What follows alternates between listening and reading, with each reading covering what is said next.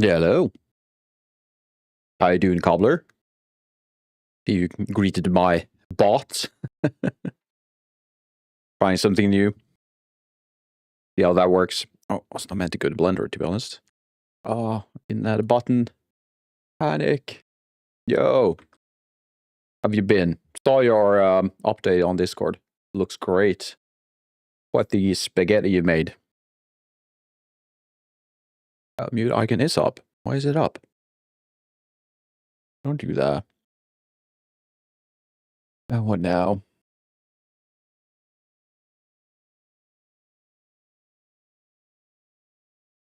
Arn. No, I think it's there's something else. I'm probably when now I switch scene. Likely, I forgot to add a certain action that will remove the mute button or mute icon.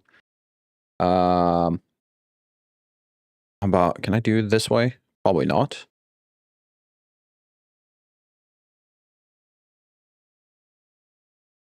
Hello. How are you doing?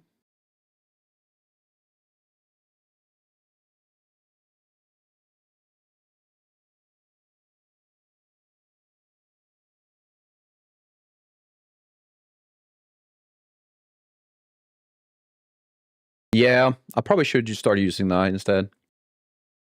I've used toggle a few times. It's been working so far, but yeah, like you mentioned, there are moments where it doesn't do that well. How about this? God, which one is it though?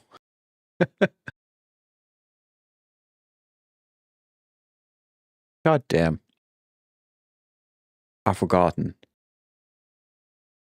Oh, shit.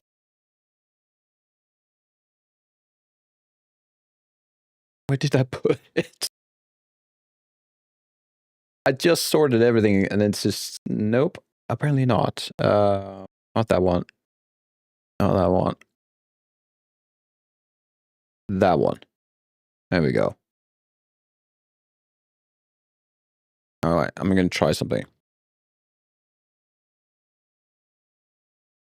All right, so my button for some reason just doesn't work. All right, it doesn't matter. I can mute myself. I can fix that afterwards. Let's just make a note.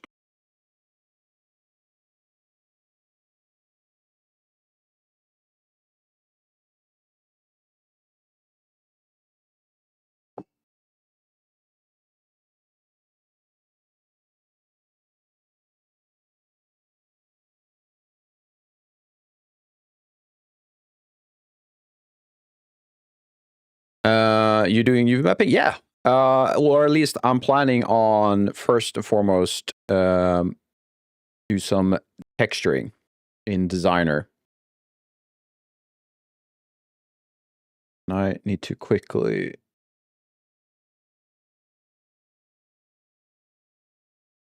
just add that button to my.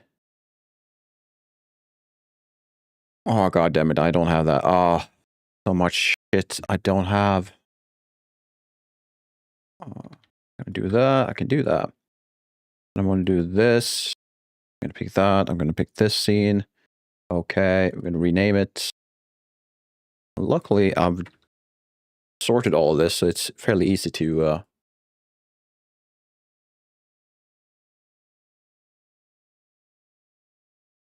have to check ND add-on. It's free. What's the ND? Can you send me a link to it? I'm curious. Always looking out for a good add-on. My mic spiking. I did do some changes to my mic. Probably not. Again. Type it in blend extension. All right, I'll just ND. Look at it in just a second. I just need to make sure this button does what I need it to do. Change that to green. Let's do like not piss green. That's not a color. Let's update the connection. Let's go down to set scene. I'm going to set it to designer. And if I press this button, there we go. Perfect. All right. Okay, let's go through the thing first. Let's check the add-on. Let's just open this scene. Let's go to modeling, and you mentioned extensions, right? Just ND?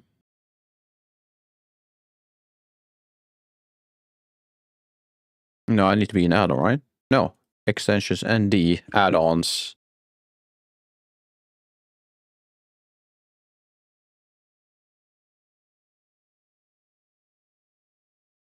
Yeah, can't see it. And I am spiking, aren't I? That's annoying. Oh, thanks, man. Yeah, please, because I just can't see it. Let me do this, by the way. Maybe I don't spike anymore.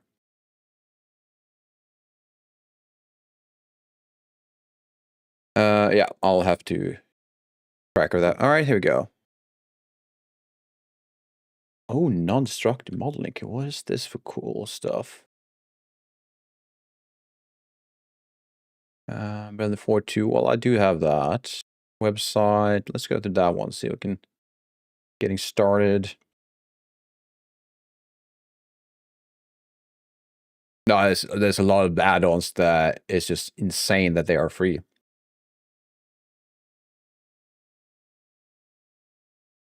It additionally offers post-modeling workflow enhancements for external applications such as Substance Painter, Marmoset Tuba, game engines, and more. That is insane if that is true. It looks like I have to download it.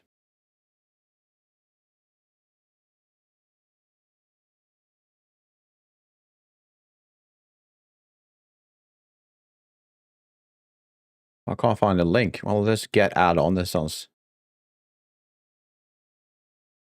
What?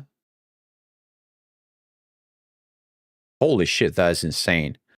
So on the website it says drag and drop. It's just a blue window. I drag it into Blender and I get this install option. Oh, you can't... Well, you can't see... You can't see it. Okay. That's insane. Enable add-on. So in add-ons, I now have this. So what is this? I mean, I think it's insane that you can actually do that. Because there's no file as far as I can tell. It's just, hey, grab this thing on the internet and just drag and drop it.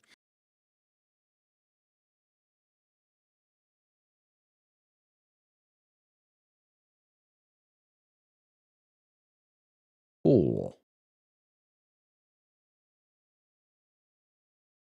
UI, key map, let's go to that. Pin, pause, all right. Reset. Slice, I do have that I'm familiar with.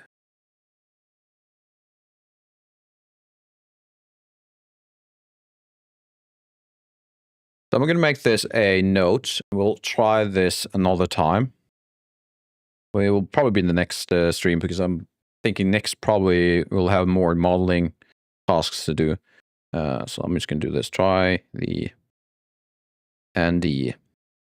add-on.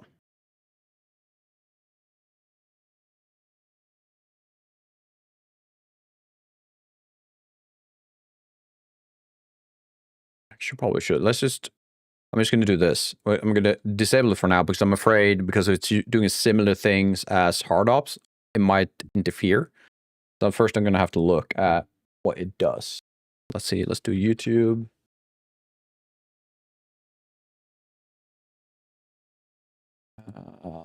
Let's go with Blender add-on ND. Let's see what that gives us.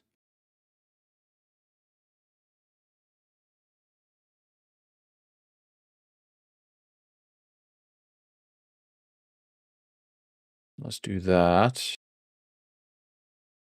I'm going to do this.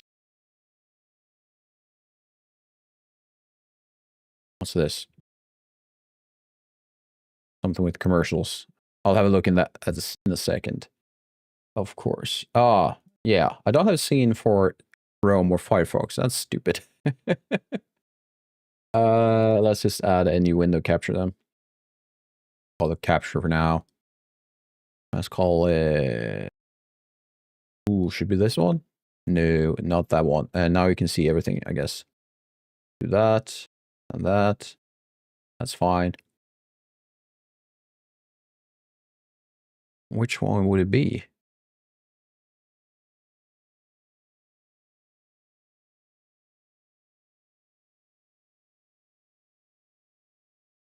All right, let's do this instead.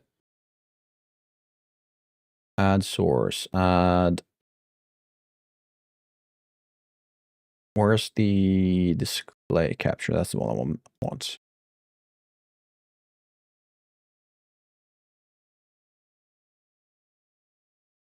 They should be a lot easier, but apparently it isn't. Transform fits the screen.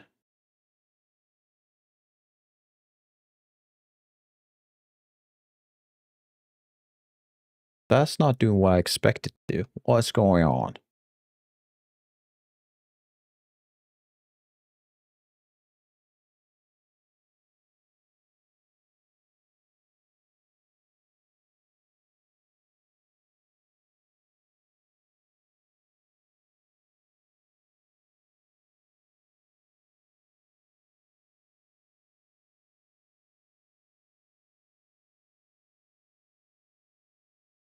Yeah, that's the best I can do. Let's try this. Do that. Studio mode. Well, now you can't see me. Oh, that's good. How about that? All right. You're making my life harder. You might do, yeah. That's, oh God, I don't like the fact that I'm clipping. God damn it. I did do everything not to clip. God damn it. I'll just do that. For now, I'm just going to lower myself. Hopefully that works. Yeah, I'll lower myself with 2 decibels. See if that works. All right, so first of all, let's go to this, turn off that for a while, and then we're going to go to all these buttons. I'm making my life myself.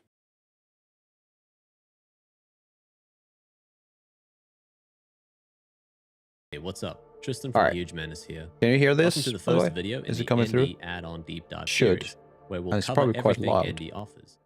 ND is a non-destructive modeling toolkit for Blender. It's Oh, yeah. free, open source, and has been in development for about 2 to 3 years. If you don't have a copy, download it from Gumroad or the Blender Marketplace. Both links are in the video description. Let's get started. So a lot has probably happened because this video, I believe, is 1 year old too. So At this point, I assume you've downloaded the latest how version long of is it, by the ND way? and have the zip file saved 6 minutes. We somewhere can on your probably watch the computer. entire thing. Head over to Edit Preferences and then Add-ons. I already have ND installed, but you need to click on the Install button, find the zip file, and hit Install Add-on. If you don't see it in the list of add-ons after hitting Install, search for Huge Menace. Then click on the checkbox next to its name to enable it. If you click the little arrow to the left of the checkbox, you'll see the add-on preferences, such as general, You think the version UI, 2 is better to watch, but there are a you few can different ways check to this if set you like. these Okay, so it's another previews. version. I just First found is this to use online, the main so menu, which you can open by pressing Shift 2. I'm kind of curious This just main menu see what it holds is. all of ND's operators. It organizes them into categories such as sketch, booleans, bevels, extrusion, etc. Some additional shortcut keys are also assigned to specific categories, which you can see listed next to the category name. For instance, the sketch category can be opened independently by pressing Alt plus S. Let's try that now. Suppose you don't like the default shortcuts ND has assigned to the main menu or any categories. In that case, you can easily change them in the add-on preferences. Head over to ND in the list of installed add-ons, and under the Key Map tab, you'll see a list of all the registered key bindings. I'm just going to skip ahead a bit. The only difference between the end panel menu and the main menu is that each section in the end panel menu has the 3 most common operators available as shortcuts next to its name, and a list of handy links at the top. You can click on these to visit the online documentation, visit our YouTube channel, join our Discord server, or 2 or 3 selected, or whether the object you've selected has specific characteristics. As the name suggests, it's the fastest way to use ND. However, if you can't see the option you're after in the fast menu, open the main menu, build, and make it a bit larger. Now with the plane selected, I'll use the fast menu again to solidify it. At this point, you'll notice an overlay that follows your mouse around. If you don't want it to move with the mouse, hit the P key to pin it in place. Alright, I like Blend that. overlay I is do broken like up this. into a few distinct sections. Rather than having it in the The first corner. area, in orange, tells you the status of the operator and overlay, as well as the name of the current operation your values. You can also change a parameter's value by scrolling up and down, pressing the up and down arrows, or typing in a Ooh. specific value. This might For be example, worth I'll type learning to use 500, instead which will of set the value to Hardups. millimeters, Hardups as is that's the unit amazing though. size I have set in my Blender. But I If like you ever the type in a value, UI. the parameter color will change from blue to yellow, indicating that the value is locked. It could definitely be To worth change the looking value at. of these parameters, press the key shown in brackets.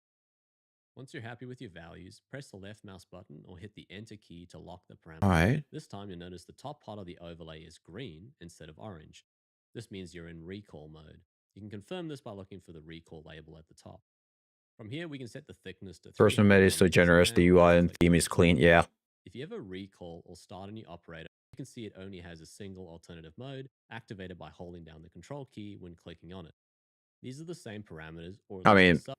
from everything I've seen so far, this would be an amazing tool to have. So, yeah, I'm probably gonna have to look at this. Probably not full stream, but likely I will have to like dedicate a full slot of time for this because if it's a lot of stuff. But for what I've seen so far, this is probably one of the best alternatives out there to kind of improve the workflow for Blender. Yeah. And your personal favorite is asset browser. Yeah, I've seen a few asset browsers, and if this one also has asset browser, yeah, that's probably worth looking into. Awesome. Well, I've written it down, so I guess perhaps on Thursday we can have a look, like a proper deep dive into it. But we'll see. Let's move this to the side for now. Hide. Actually, you know what? Let's delete that capture. I'm not going to do that anymore. So yeah, nice tip. Really nice tip. And we can also do this, by the way. Did I? Oh, I don't need that.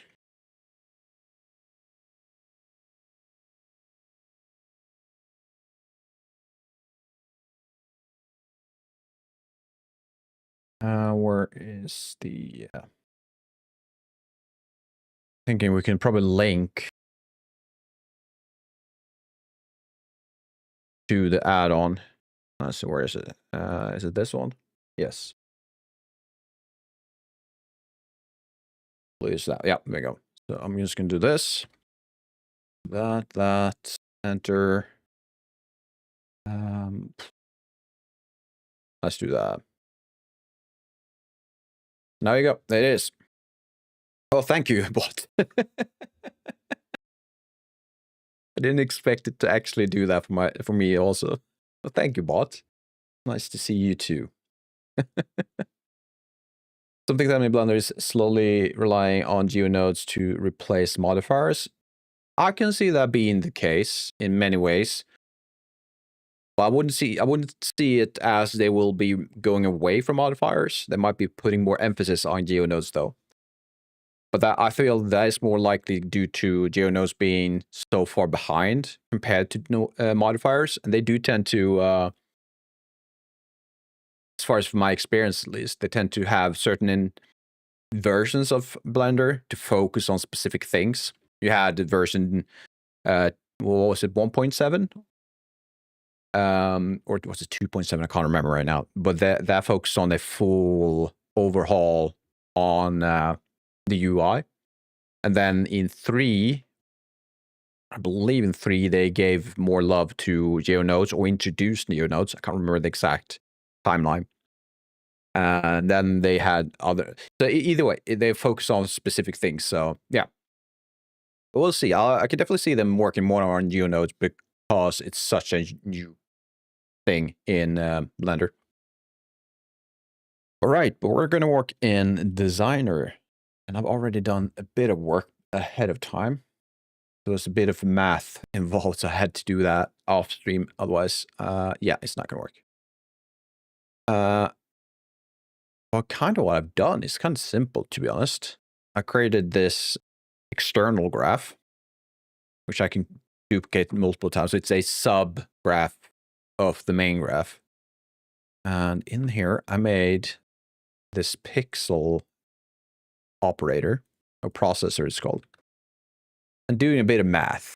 So it's grabbing the grid size, which is the number of cells I want on my texture. In this case, I want 3 by 3, so it's 9. Do some math, which is pretty much grabbing the coordinates of each cell, looking at the position of each pixel, and determine, hey, is this within a cell? Then we use that position. Might be butchering the explanation a bit, but I think that's roughly what it does. And here we're looking at the positions, telling, hey, which cell number do we have? If it's 0, then do this, and so on. And if it's 9, do this. Well, it can't be 0. It can only be 1, 2, 9, I think. And then we have some kind of safety mechanism. Since we're using the module approach, where are you? There you go. Which means that, hey, how many times can 9 fit in 3, for example? Well, the answer is 0 times. Well, okay. But we still have that 3. Yeah, so that is the value it will spit out. And if it's, hey, how many times can it fit in 8? Well, it can still only fit. 9 can't fit in 8 at all. Same process. So what we are the remainder will be 8. Therefore, we are in cell 8. So it's checking, hey, is this float value the same as, or sorry, if this float value from the module is the same as the value this thing calculates, then pass that through, and that is the cell we're going to use. And this one, though, since there's no cell 0, or there's no cell 10, 8, 11, and so on, this one kind of captures that and says, hey, if it's 0, if the value that comes out from this operation, the module, is 0, then, let's see, where is it? Then do this, which is set it to the value of module. I'm butchering this explanation, but either way, what it does is kind of foolproof, making sure that we get the last cell. Without that, we're not going to get the last cell. We're going to get from cell to 1 to 8, but not the 9th one. Now I'm winded. I should probably breathe when I explain things. So yeah, so it spits out a cell, which in this case is 1. But I can go to this one, or is it, I need to double click and go down to the selector. Where are you? There you go. Select cell, or it should be cell, not ELL. Cell. And that might have broken something. No, I didn't. So if I adjust that, where are you? If I adjust this value, it should start jumping. The white square should start jumping. It doesn't because of reasons likely due to, how about we do this instead? Why isn't it working now? When I try to explain things, it doesn't work.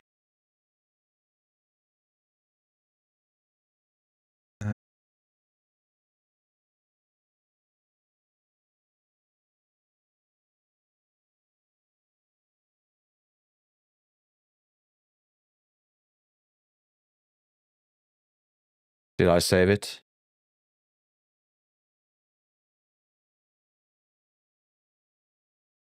Are we fine? Are we saved? Safe? I don't know.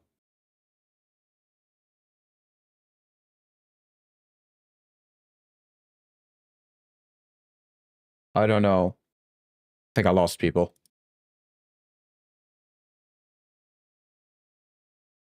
Well, if anyone's in chat and still see me, please just send me a lurk or whatever. Yeah, that sucks. I didn't expect OBS to crash on me. Oh well.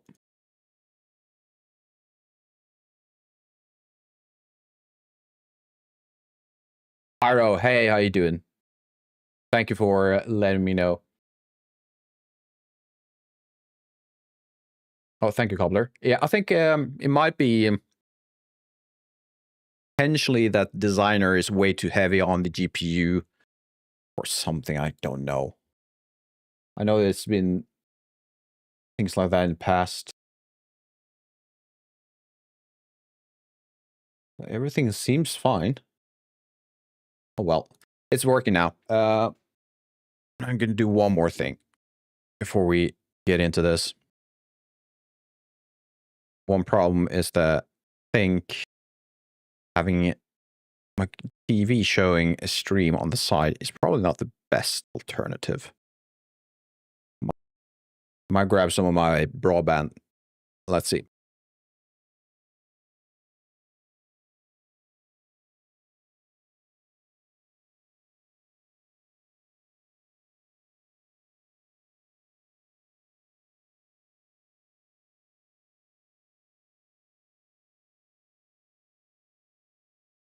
All right, there we go. Let's try this one more time.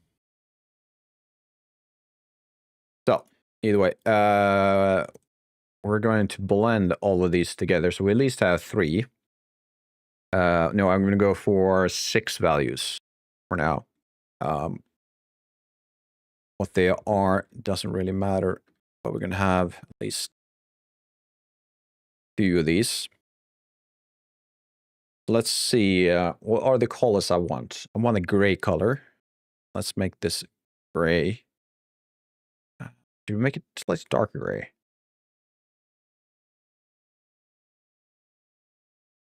I guess I should also show you the model, because that would help visualize what I'm going for. And I believe I've shown this model before on stream. So the one we're going for, let's see if I can find it. Oh, it's not in there. It's in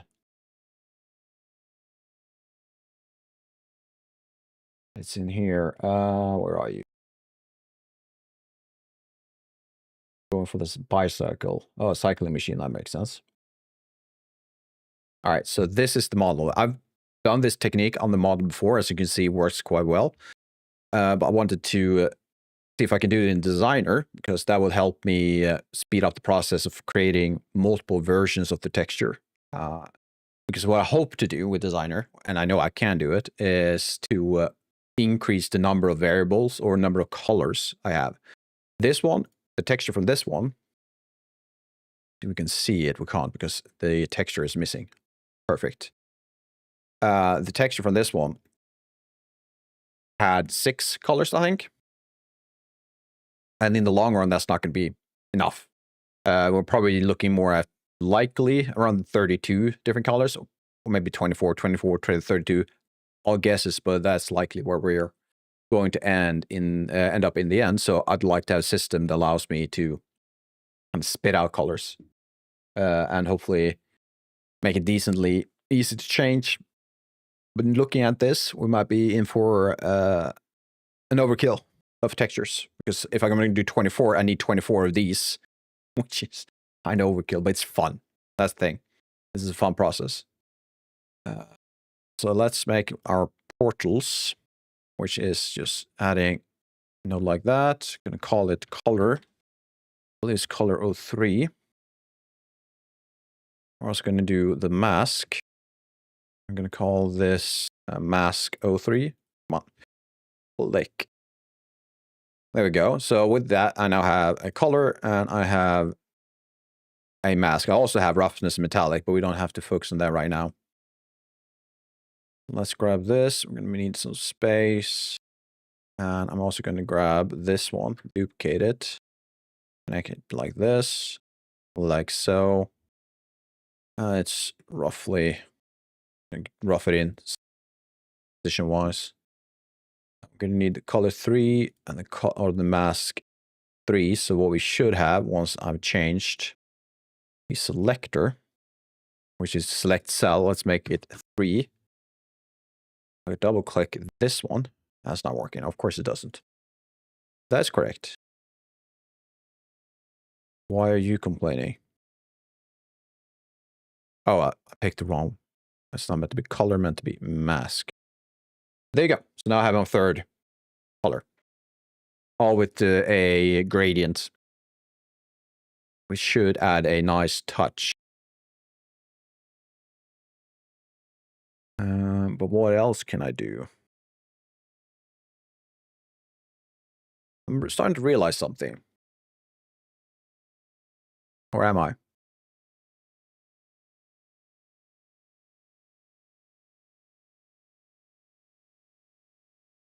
This looked like a really good idea last time I looked at it, which was last night. Now I'm starting to realize maybe it's just me complicating things. Again, if I need 24 of these to create all the colors we want in the end, I can do this in Photoshop, like almost as easy. Well, I can't really update the masks, though. That's the thing. That's another thing. Well, let's move on. I think there's ups and downs for each approach. That's 4 between. Oh, come on.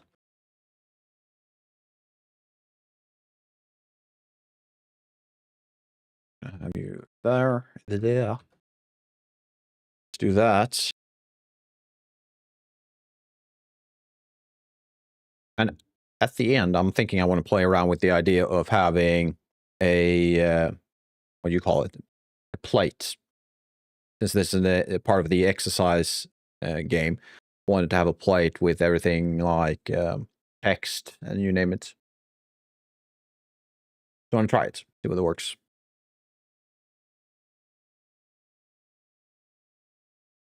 It should work. All right, just give me more space. Now let's this one on. Oh, sorry, by the way. This is what you want to see.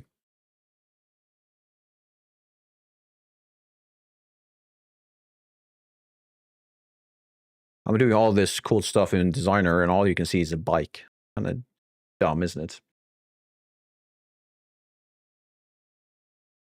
Let's see.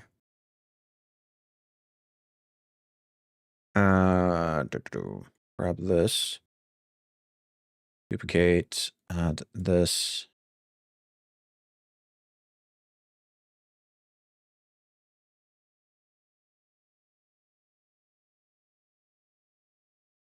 This is color 04.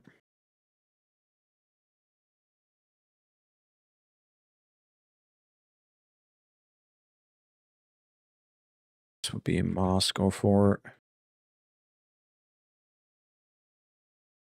And let's change this color.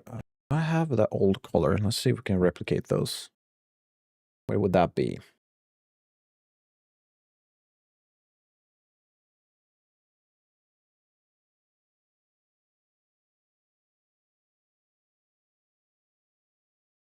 Probably this one. And I'm also launching Photoshop. This is going to be one hell of a night for my computer.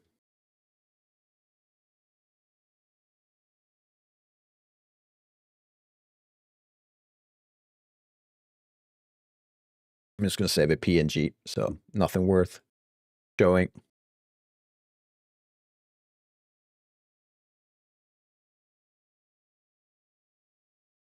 Oh, there we go.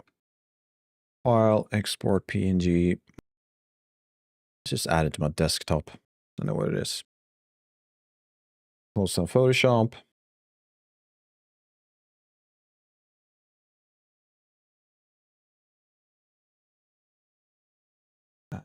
That. All right, so we do have some colors here. All right, let's go with bluish. Double click that thing. Go to bluish purple. Kind of bright, isn't it? So you can lower the saturation values. A bit more blue, which will be this direction. No, I wouldn't.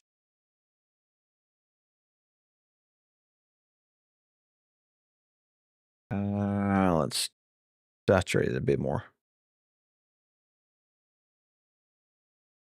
How about this? Let's pick this wheel instead. I think it's easier to work with.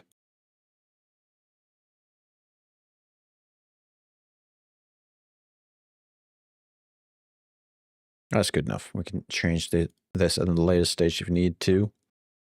And let's go to, I'm pretty sure I added a opacity, didn't I? Or else I didn't. Oh, the intensity, that's the one. Lower the intensity a bit. And now I need to have less of everything else.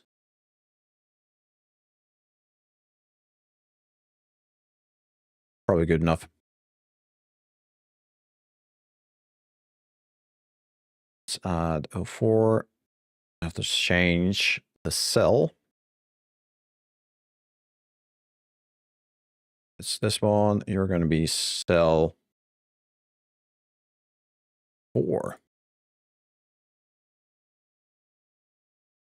And there you go. We have the 4th color.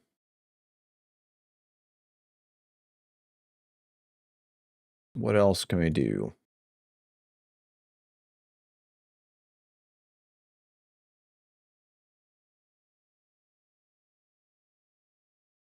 Why can't you find?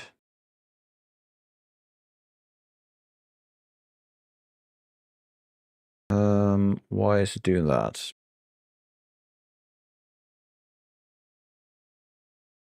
How about that? There you go.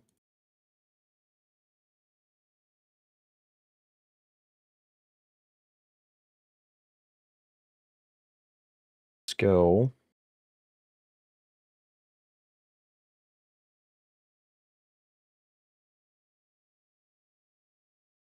That dark color is probably way too dark. Up the intensity a bit.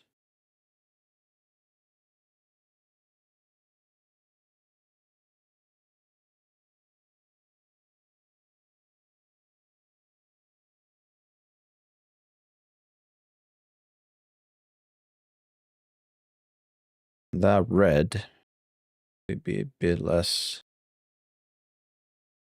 saturated. So let's slow that. That gray probably needs a bit more of that gradient. Something like that. Let's add more to the blue, by the way. Right. Next color. What would that be? Brighter gray, perhaps. And also, I'm going to do this. I'm going to make some few changes. You're going to be cell 5.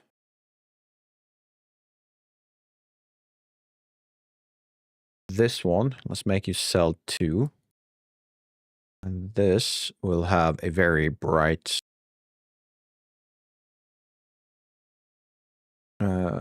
lower the saturation a lot, almost completely.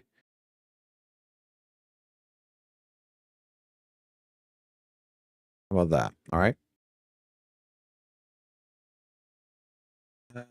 Make a copy. I mean, now it's pretty much rinse and repeat.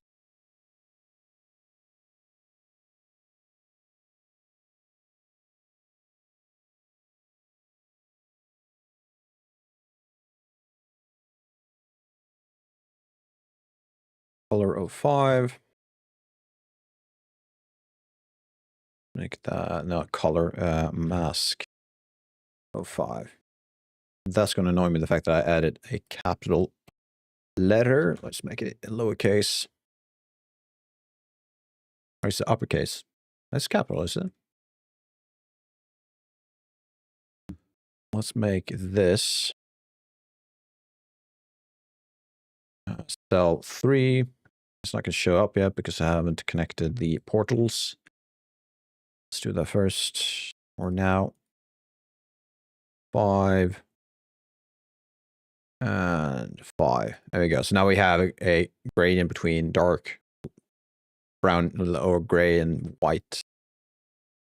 Could probably make these even more interesting.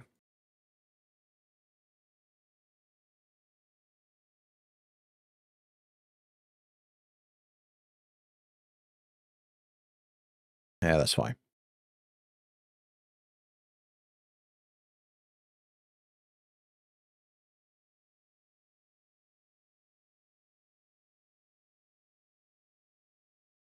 That's kind of annoying. I fixed that. How would I do that? What's the name of that node? Something with D, I believe. Yes, diffuse. I don't think this is going to work. We can try. Let's have the uniform color.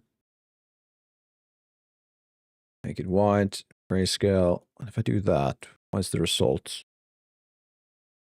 Not even close.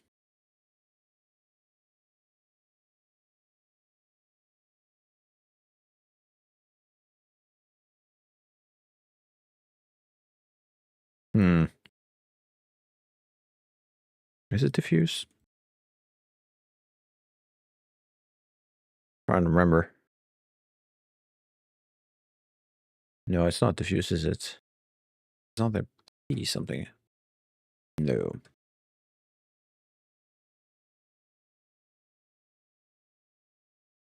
Figure it out if I go to.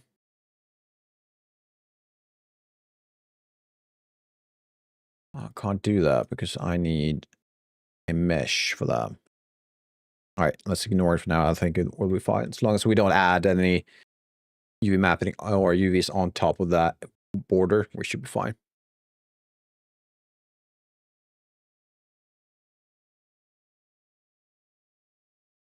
So the idea now, save this as something else.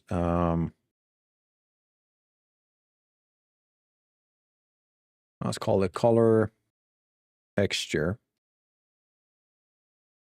sheet spell 201.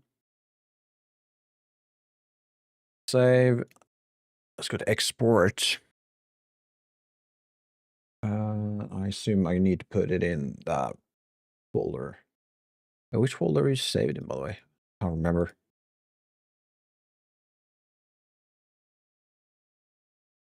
Let's see, I think I have to go this way. I'm not sure why that is the process, but what it is that way.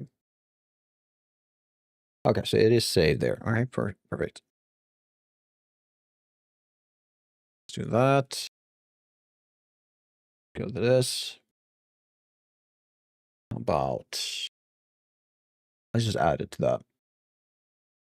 And next, what I would do, build a PNG, or we could go with Targa. I'm pretty sure Godot can handle Targa. I'm not sure though. Perhaps we should go with PNG. Let's go with graph. I usually add a T in front just as a indicator this is a texture. Identifier. I don't like that it's like that. So let's change by saving. Go to output. And instead of identifier base color, let's do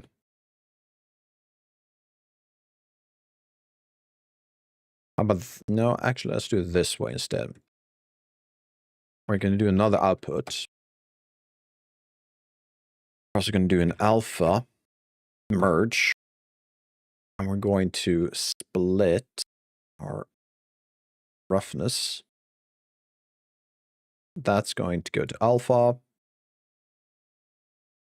Same with base color. Let's split that too. So we have it this way. And then we're going to connect that to output. I'm going to call this BR as in base color roughness. Label will be base color roughness. Let's call these export as a group. When I go to this part and I go to export, I now should have another alternative. I'm going to turn off everyone else. Like this. Should be sRGB, shouldn't it? Should be raw. I never remember this because now it should be an sRGB. Because we need the base color values. But I also want the alpha. Oh, god damn it. YouTube chat is disabled. That's annoying. And the chat has died on YouTube sites. Something's gone wrong. Well, thank you, YouTube. I can't do anything about it because YouTube has decided that it's not going to allow me to see chat. Awesome. God damn. How do I fix that? Can I fix that?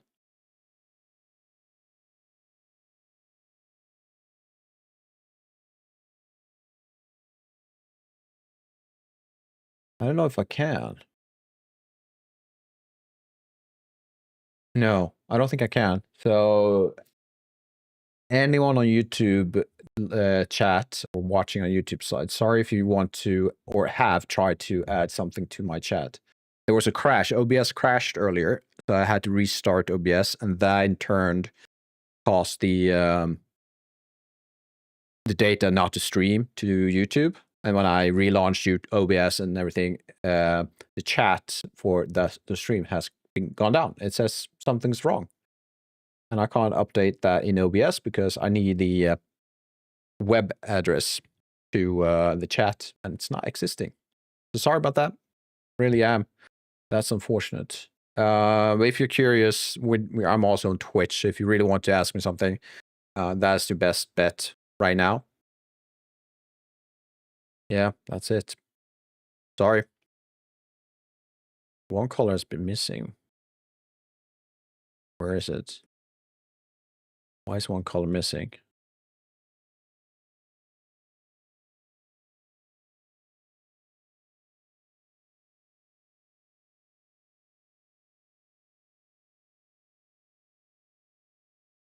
Oh, it's not connected? Is that the thing? Oh, wasn't connected. There you go.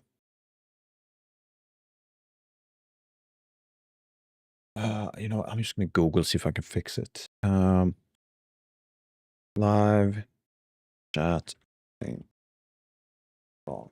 I mean, it's an alternative.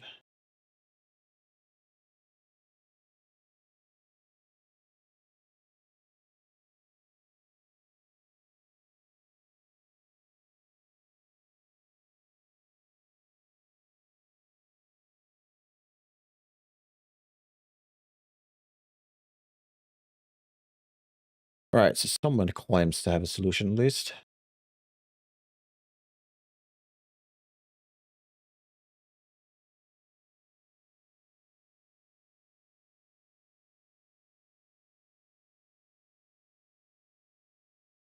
Yeah, that did not fix it.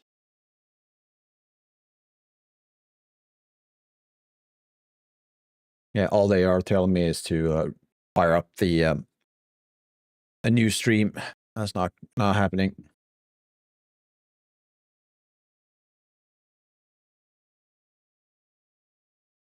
Right, so I think our roughness could probably be the same for now. Metallic. I mean, I could have metallic going. For now, I think I'll leave it as is.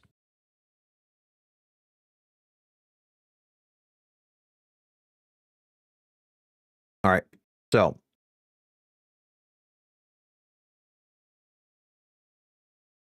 let's send this texture. Turn that off. I'm gonna keep it. Let's do sRGB. Actually, now it's gonna be called BR. Yeah, right. We wanted to remove the base color part. Let's do an export. Export done. Now, if I launch Blender and do this, I'm gonna go and open this.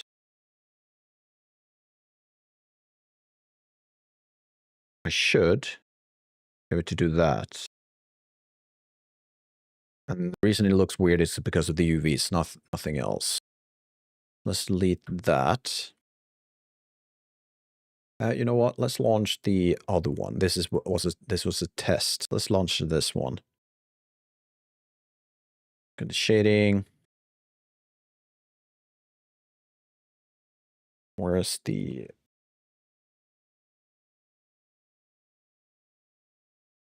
content, textures, patterns? Find this one. Do that. There we go. Nope. You were not meant to be there. There we go.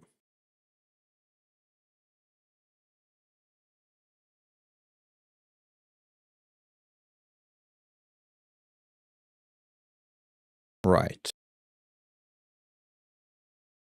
And let's go to modeling, but with UV editing.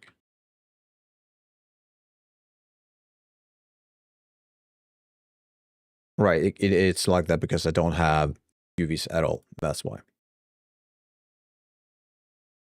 How many polygons do I have? Well, it feels like it's very heavy. It's not terrible. It's too heavy for the final product, but that's a different thing. All right. So the idea now is that if I add this, can I add it without the alpha? Is that possible? Kinda. It's really dark though. Why is that? Is it because the alpha is like that? Oh, likely, yeah. Either way. Where do this.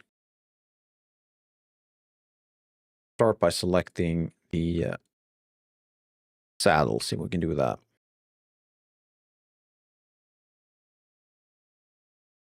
So what we want to do, if I remember this correctly, we're going to do from side. We're going to do another unwrap.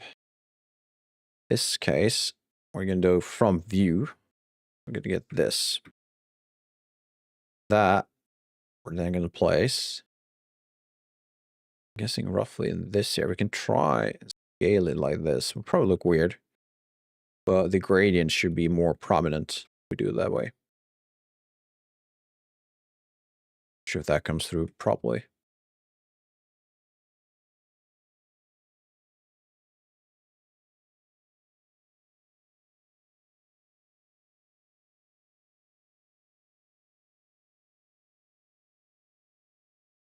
Render pass. Can I make it just the color? Kinda. Not what I want though.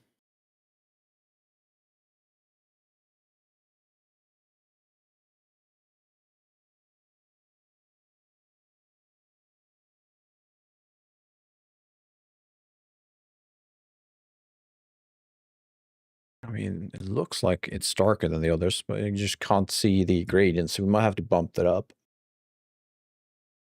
What happens if we go slightly nuts? Let's double the intensity. It'll actually go more than that. 2.4. Save. Export. All should be fine. Like I'm going to have to re-import this one.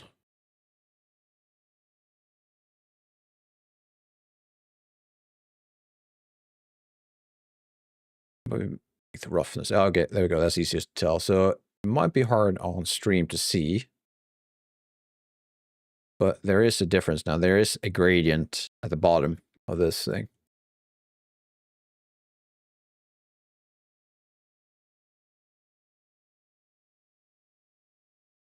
I think that's well. That's good enough. It will be more obvious on other parts. Let's try this wall right there. Do that. Do from view. Let's make this one quite bright.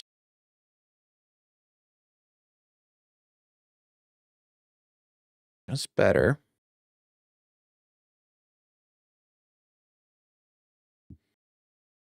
But I think the values are a bit off. So let's try this again. First of all, let's make the base of this color darker. Like so. But then we also want to increase the intensity of this part. There we go. So an export, close, shading, update.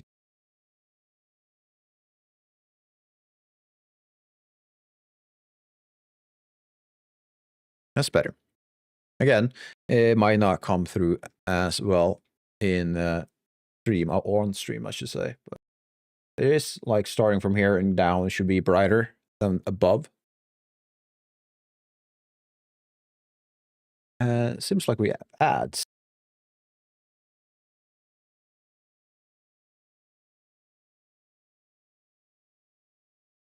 Huh. So we have ads on YouTube, on Twitch side, but why isn't that showing up? This is fun.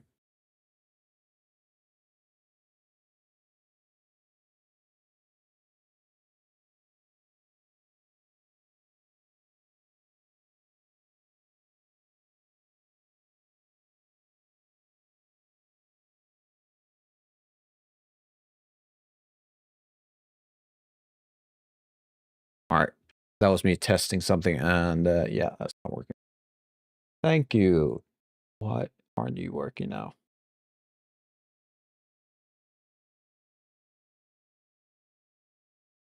Let's see. In animation.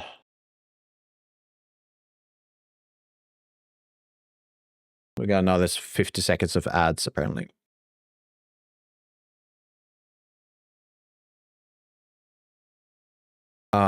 That might explain it. Yes, that explains it. Damn.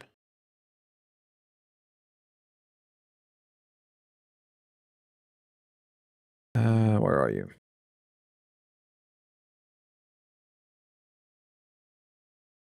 So 1 second, I need to trouble fix something here.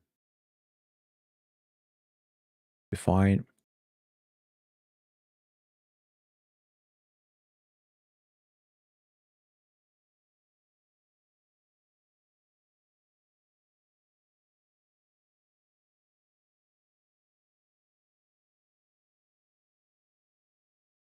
A warning or a heads up for people if you're interested in a stream, or if you're streaming, don't rename stuff. Keep the name.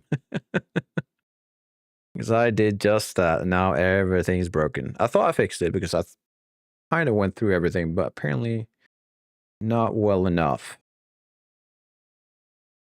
Which makes sense. So give me another like half minute. I'll fix this.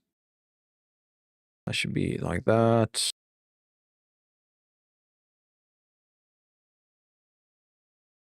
This should be out. This one would be so, and this one. Play. Yes, that's fine. Let's go to ads break. Maybe this one. Maybe that, and hide. So hopefully that is everything.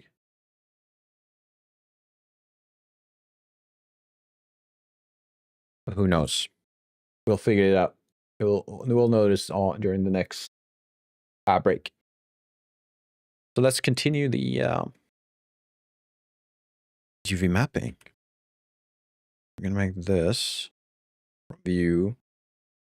That's also, I like the idea of having a straighter UV islands. Let's go to UV layout. So this is a add-on that I had download, so it's not part of Unreal, or sorry, Blender.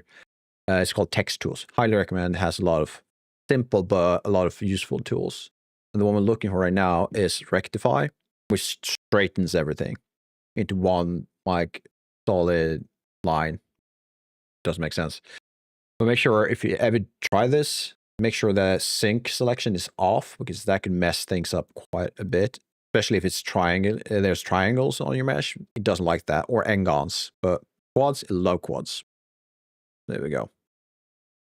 That I'm not afraid is a problem. That shouldn't be a problem. The only reason this will be a problem is if my gradient to the side is off. As long as I don't rotate the island, it's fine. There we go. All right. Let's see next. Should be this thing. What colors do we want? I think this entire thing. Apart from, let's do this. I'm going to isolate, select this part and that part, because I want those to be brighter and the rest should be dark. Let's go with that. From the side, UV, project from view, invert selection, again, project from view. select this again. Now I should be able to do, let's do this again. Do that, this, have this one. Don't have to worry about deforming your UVs using this method. As long as you don't really rotate or something like that, it should be fine. Doing some squashing and stretching. Like so. I'm going to add, I'll try blue just to see what that looks like.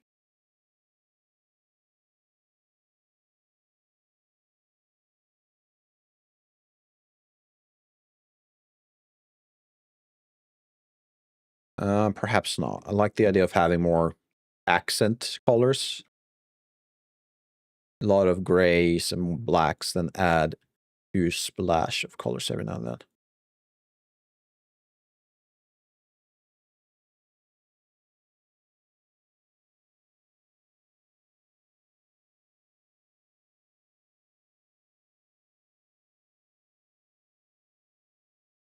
Like so.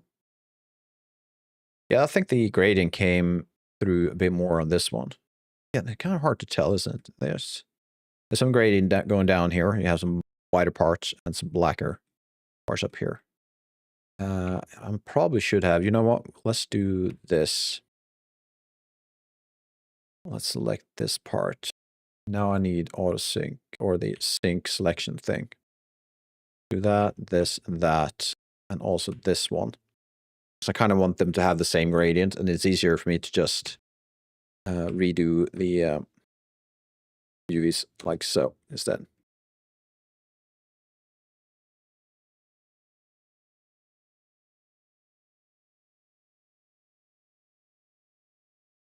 Do I have? Yeah, I do. What's it called again? It's called proportional editing. Oh, that's why. Good stuff. What's happening?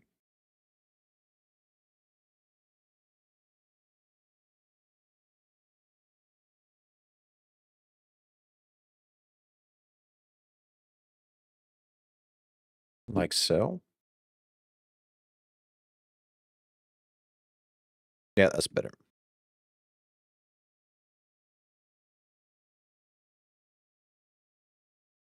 Next, what should we do? Let's grab the feet and I'll see if we can do something with them. Yeah, I guess they would have the same treatment, right? From this side. Although I was thinking we could probably have them from the top. We would have the gradients, lighter part be on the inside.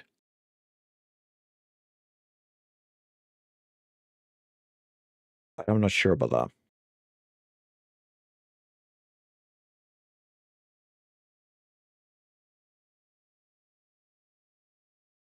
Wait.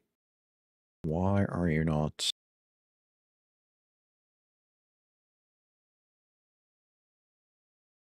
Oh, you didn't end up on the same spot. That's why.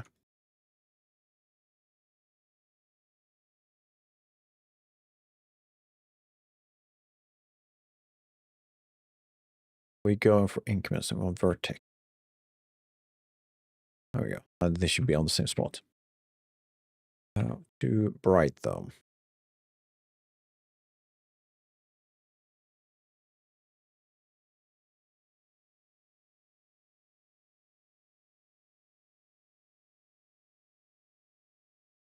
Yep, that works. This part, that could be metal parts. So it might be interesting in the future to try have a different black. This could be plastic black, and this could be black metal.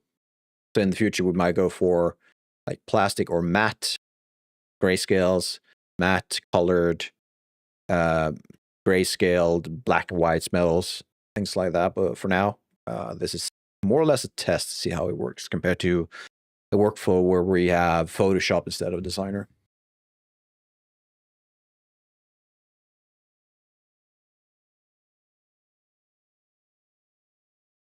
I was like, what the hell am I supposed to say about that?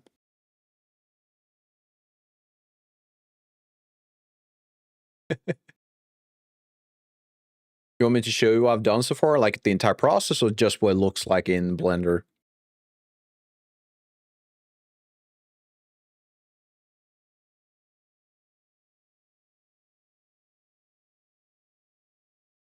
Blender? Yep, sure.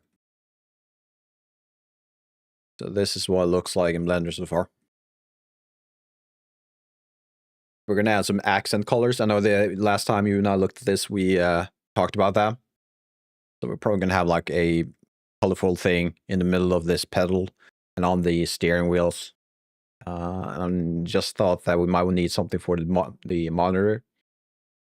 We're gonna add the color for that, like a gray, like not gray, but dark, saturated, green yellow tone, I guess.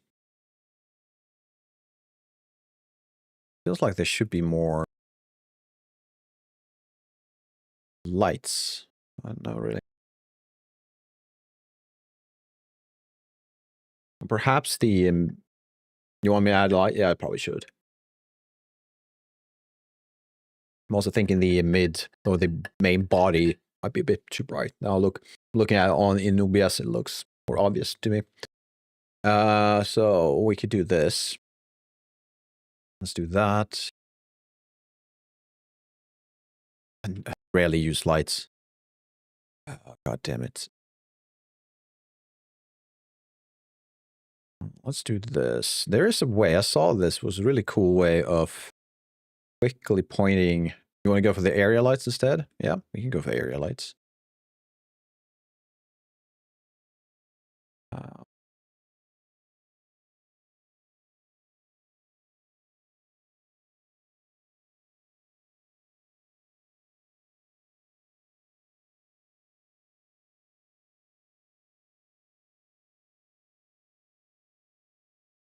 I can't do that, or I need to do this.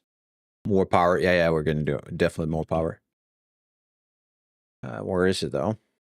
I rarely use lights. There we go.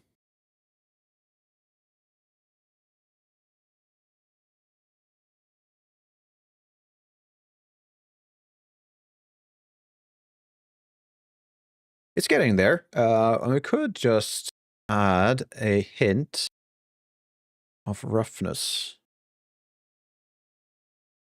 Just a little bit. Kind of gave it more like feels right, feels plastic. Yeah, it does. I want the low part, this part down here though, to be metal, I think, or at least a glossy color, like someone painted over metal. This would be the base, right? And you would have these. They should probably be metal. So already I can see that we want to do some planning, or more planning, and increase the number of cells from 9 to probably double that. And we can divide the part of the texture into matte, mid-matte, or now let's go with matte colors or matte materials, glossy materials, then probably glossy metals. The accent colors, I haven't added them back yet. They disappeared during time. But I'm thinking we should probably grab this one, that small circle, and we can probably grab a few of the like these faces. If I can click on the right stuff, we'll probably make those parts into a brighter color. It's all about test right now, I think. So if I grab this and do that, and probably need to, I need to do the same on the other side.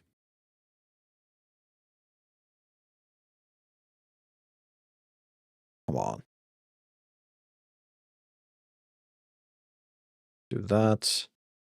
UVs, projection. So we could do that and just put it, I think, somewhere around there. Might be a stronger blue would be nice. So, that's probably something we need to look at. So accent colors would have a very bright color.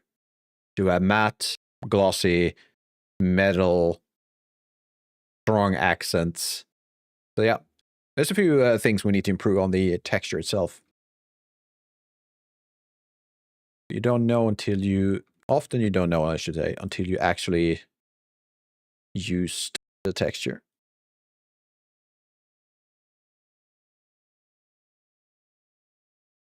You like texturing? I'm not the biggest fan though, but I can understand the charm once you get into it.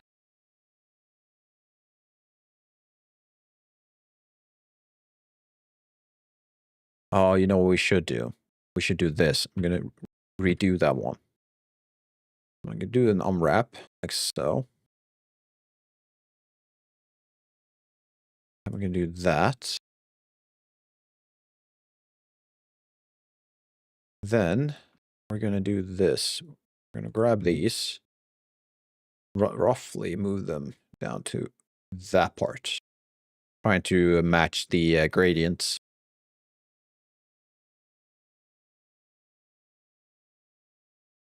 That thing should probably be... Ooh, how would that be? And it should be like so, right? Or even so. Let's flip it. Add it to this part.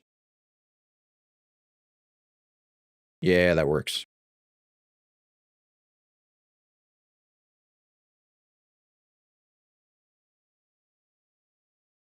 And should we add the accent color to this part? This little knobby thing.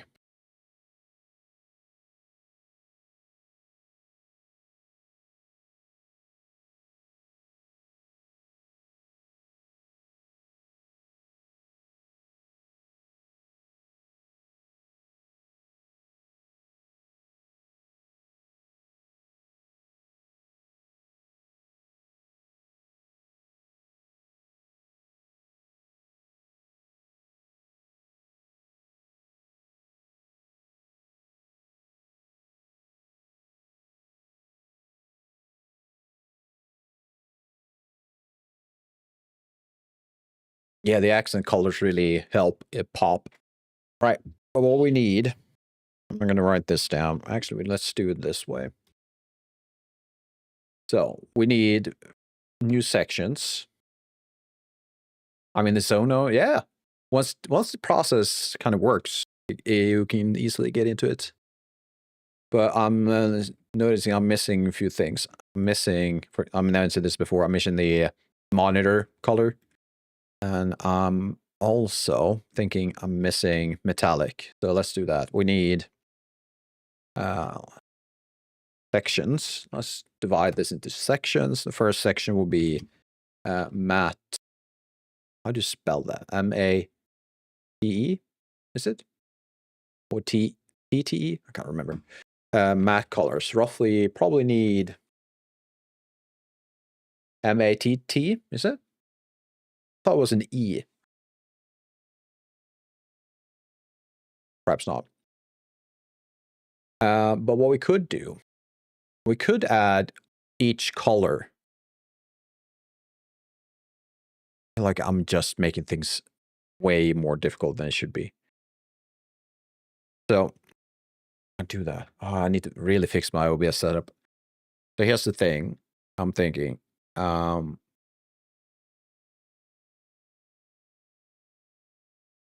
Okay, I'll need to fix that because I can't explain it properly.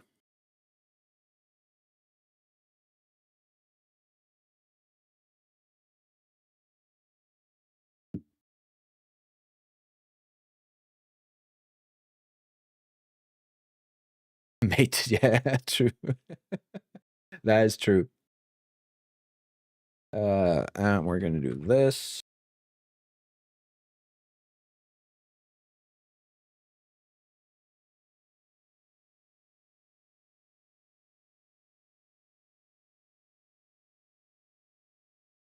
There we go.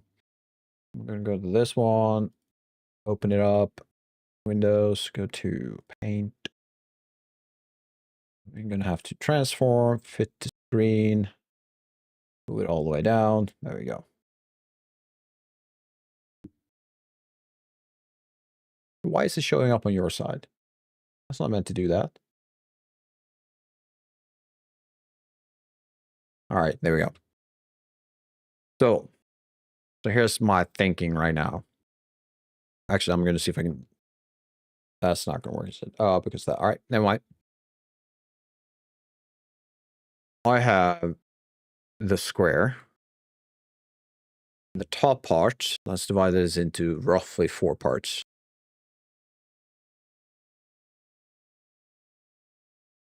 So okay, actually, let's look that up because I'm annoyed that I don't know the word.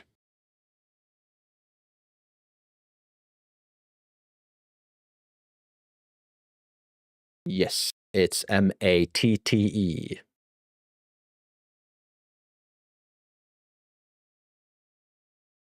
We can have matte colors. We can have, let's call them glossy.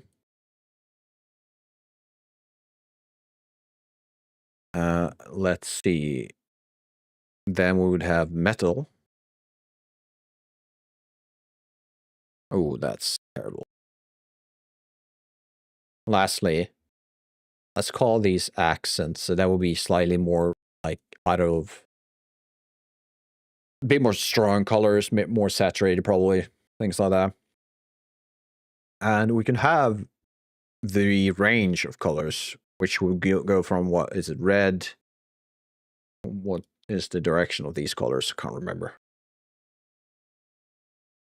Red, yellow, green, blue, red. Okay, that's not what I want. It will be more red, orange, yellow. So that next was green. I guess the magenta. Or is it cyan? What's the difference? Magenta is purple, isn't it? Yeah. So what I want.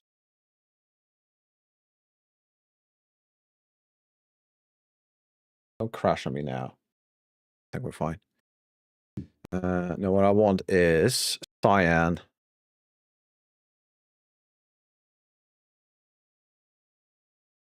Blue. I guess we can go with purple. I guess magenta. Probably it. How would I easily do that without going through each step one by one?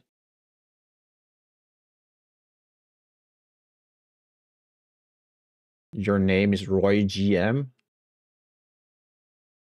Okay.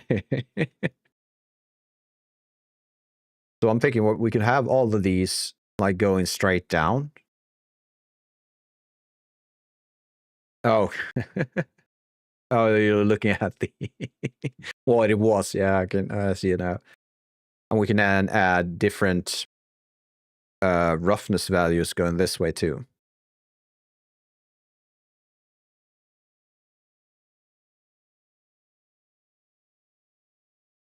So the downside of doing what I'm thinking of doing in Designer is that I would have 1, 2, 3, 8 times, let's say 4 variations, perhaps, maybe 3. And you would have that times 4, which is equal 64 colors, if I'm not mistaken. And that would mean I need 64 of that graph I displayed earlier, or showed earlier. That's a lot of numbers. What if you have pattern, do you mean locked or look, dotted texture? What if you have pattern look, dotted texture?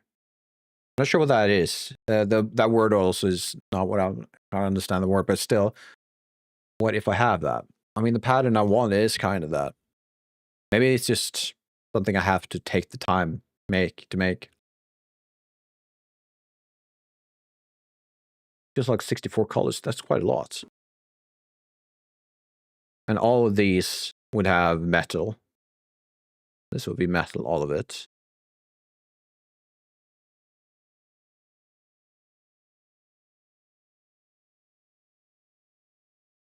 I mean, there's probably a mathematical way of doing this.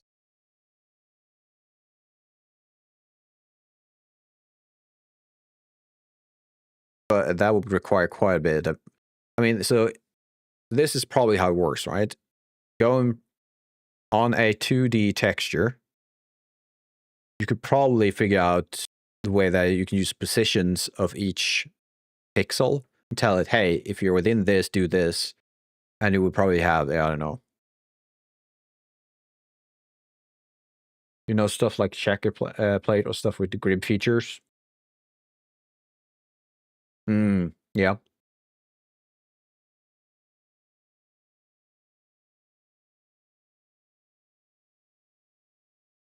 I'm feeling it might be easier to do this in Photoshop. I mean, if I divide, so if I grab one of these sections, I would divide it, let's say 3. I don't think I need 4 versions of red. And I can make 3 versions, like a solid layer, solid color layer. And I can duplicate that 8 times and just change to variation of the next color. Yeah, I think designer would be overkill for this and not as easy to work with. And then I can just grab this entire thing as a color and just move it down. All I need to do is change the glossiness, change the metalness. You can do it in shader editor. There's texture nodes. Yeah, I mean, yes, I could. But then again, how would you have all of these colors? Because if you do it that way, you probably need a version of a master texture, right? You would have a master, or you might have a different way of doing this than I have. And then each time, for each color you want on your asset, you would have to make, let's go back to the Blender one, the bicycle one. That one's currently using 4 different colors. That would mean you would have 4 versions of the master material, which has all the sliders and everything. You would have 4 versions of that, and that's usually called a master material instance in Unreal. And then you would have to do that each time you want a new color. That meaning the bicycle model would have 4 materials assigned to it. Although instances less expensive than a master material, it's still draw calls. It's still 4 draw calls, which is overkill. I'd rather have 1 material that I can just change the UVs on. Because that would mean I have a texture I need to load in. Yes. That is also a draw call now I think about it. So I can probably make that different. 1 node with mask and then 4 color nodes. Sure, yeah. But that would be in the master material, right? You would have 4 color nodes like this. And then you would probably have a texture. Let's do this. Let's call that texture, which has certain parts masked out in various ways. You can do it with RGB. You can have red as a mask. You can have green as a mask. Yeah. And then you would connect these all like this with the texture, like so. And then you would probably pump that into a main shader brain. Let's call it a brain. And all of these would be pumped into like base color. But let's say I want a material that doesn't have these colors, that has completely different colors. Then I either have to make an instance of this main master material, exactly what we've done up here, which means I have 4 versions, lightweight versions of this one. So I have 4. That's 4 draw calls. So instead of having a material that has a single texture, that all I have to do is in Blender change the UVs and just tell it, hey, grab the same material, just look at the UVs, and we're fine. It means a lot more work for me right now because I need to make the texture. I think in the long run, that will be less performance heavy. And someone will probably mention, well, if you loaded one material once and you reuse it on different models, then that's not a new draw call because you've already loaded that material. True, but you will still have a ton of materials you need to load rather than one texture.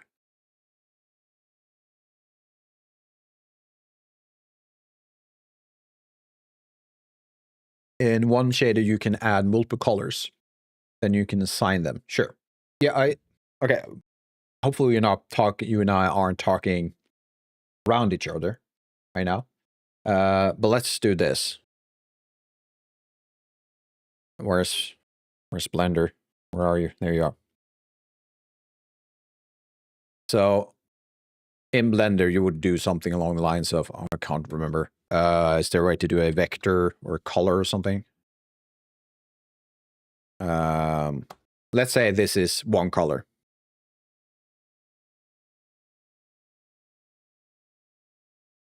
I always understand with practice while exploring it. Yeah, exactly. It helps. So let's say these represents red, green, blue, and black. And you would connect all of these to one of these. Let's say all of these are connected to this one. That's your output. But then I come along and say, hey, I don't want red, green, and blue, red, green, blue, and black anymore. I want yellow, pink, purple, and white. That's 4 new colors. And I go in and I change these. But if I do that, I will also change the red, green, and blue, and black. But I no longer have access to those anymore because I've changed the input on these. And the way to get around that is to create an instance of this. So now you have, now imagine, let's do this. Imagine these are instances. They have exactly the same values as these. So all the settings that are connected to this one, do this by the way, I can't. So all the settings that are connected to this, I can change individually. So I can have this one red, green, blue, and black. And I can make this one pink, yellow, whatever I wanted to. The problem is each time the engine looks at this, it tells me, oh, you have 3 materials. You want to load this one, because if I don't do that, I can't load these 2. So now I have 3 dark calls. Instead, I could have just this instead, which would be 2 draw calls, which doesn't sound like a big performance improvement, but that is 1 less draw call per item, per model. If that makes sense. Hopefully I explained this properly and understand everything properly, but it is less intensive because you can also do this. That is your 1 texture, 1 material instance, which is a lightweight version of your master material. It's less heavy to do it that way. And you can also get away with a very small texture. Since I'm only using like simple gradients and simple solid colors, it could almost be 128 size instead of a 1024 or 40 or a 2K or 4K.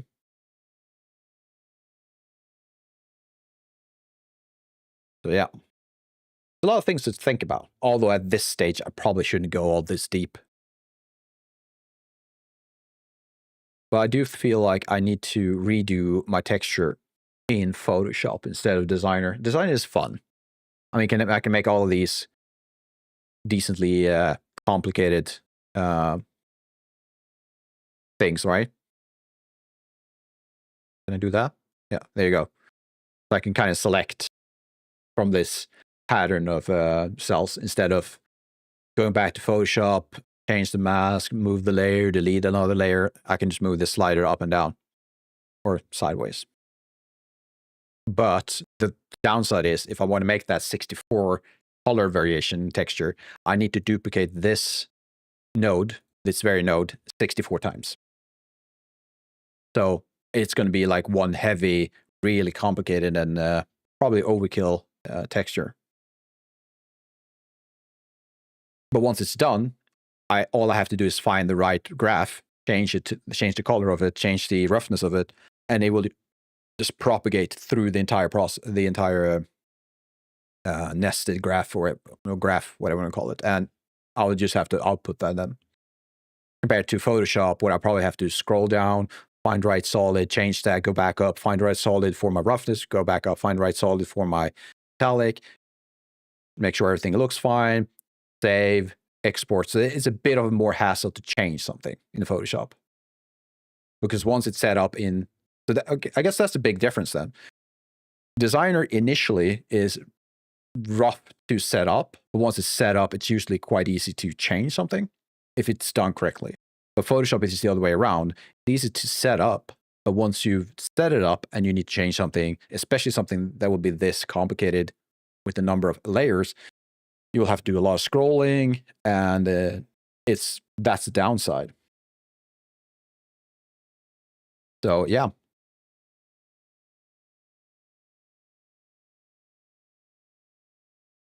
Oh, God damn it. Hopefully all that makes sense. So I'm going to make a decision now. We need to change the way we work. Did I even show you Designer when I was playing around? Probably didn't. So we're going to this one, that one.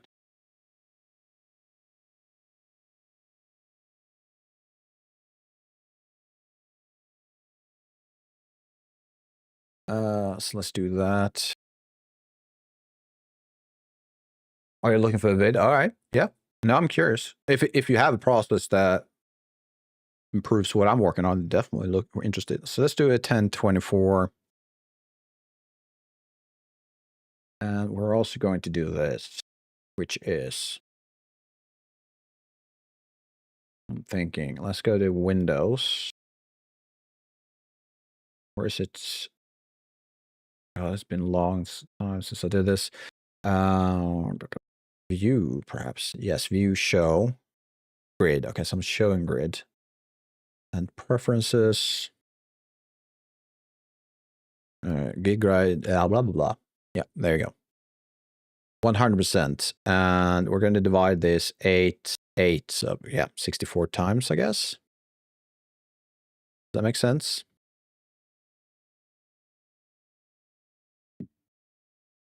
No.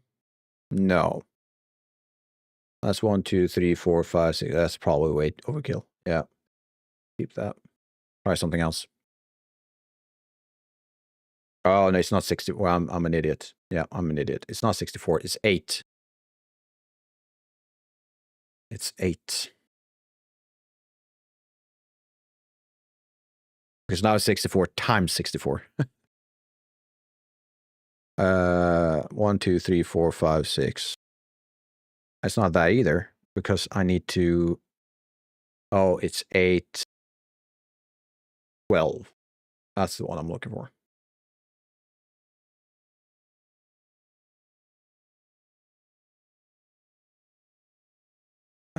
So how would I do this?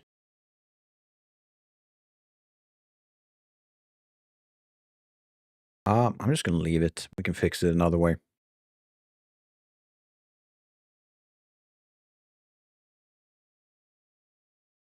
The easiest way to do this.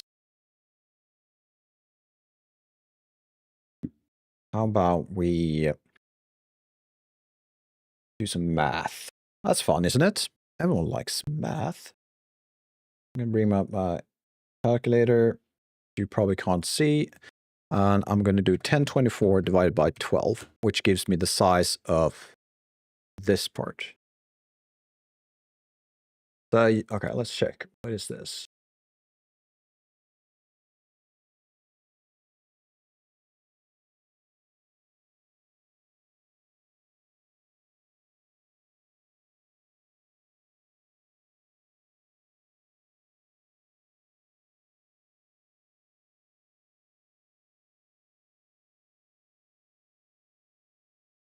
We've got some commercials. And we got ads on Twitch.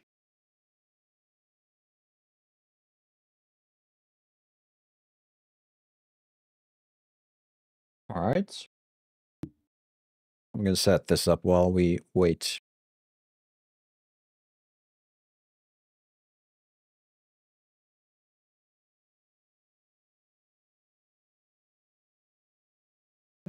Let's see.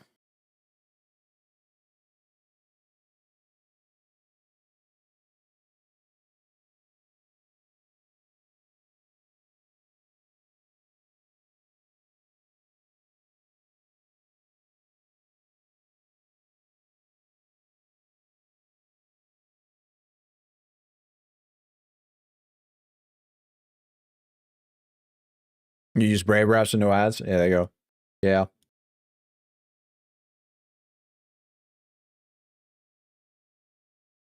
Yeah, I kind of prefer Firefox. I've been going back and forth between Firefox and Google or Chrome, mostly because it's just the framework I've been stuck in. Good or bad.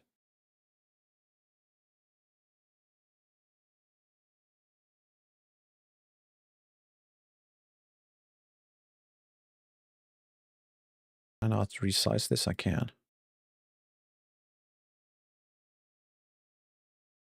So we're gonna wait for the ads, and then I'll yeah, go through this. Yeah, I've heard it is, and it's probably good. I just don't know. I'm just stuck in it, I guess.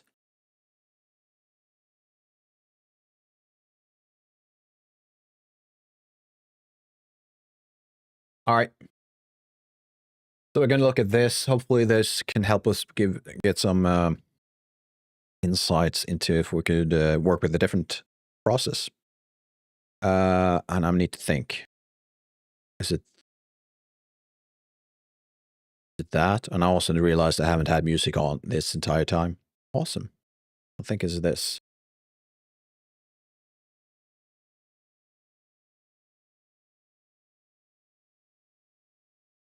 Gives you the ability to have duplicates of an object that have some properties of being individual objects. Yeah, that's true. While retaining some linked features. For instance, if you want to make geometry change as one and have all of those objects be updated, we're specifically going to talk about how you can apply different. Well, so instances, yeah. And that's kind of what we were referring to earlier. But this is in Blender, isn't it?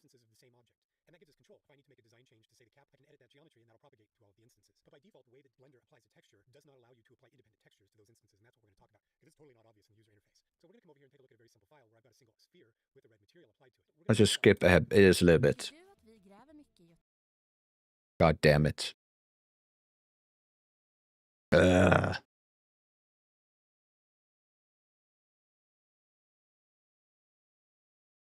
love commercials, right?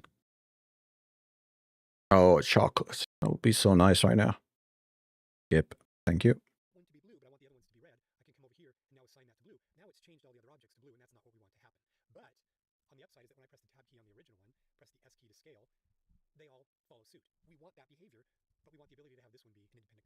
Yeah.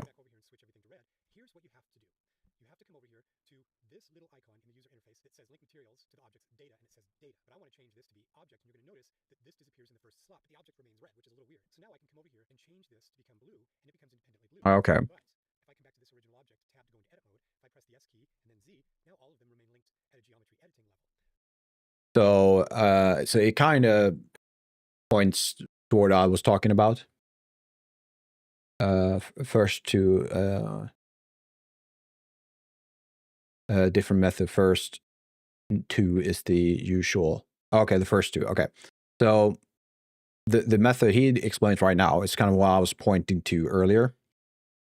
That is, if you he still has 2 materials, although they are assigned to a different instance to mesh, but there's still 2 materials.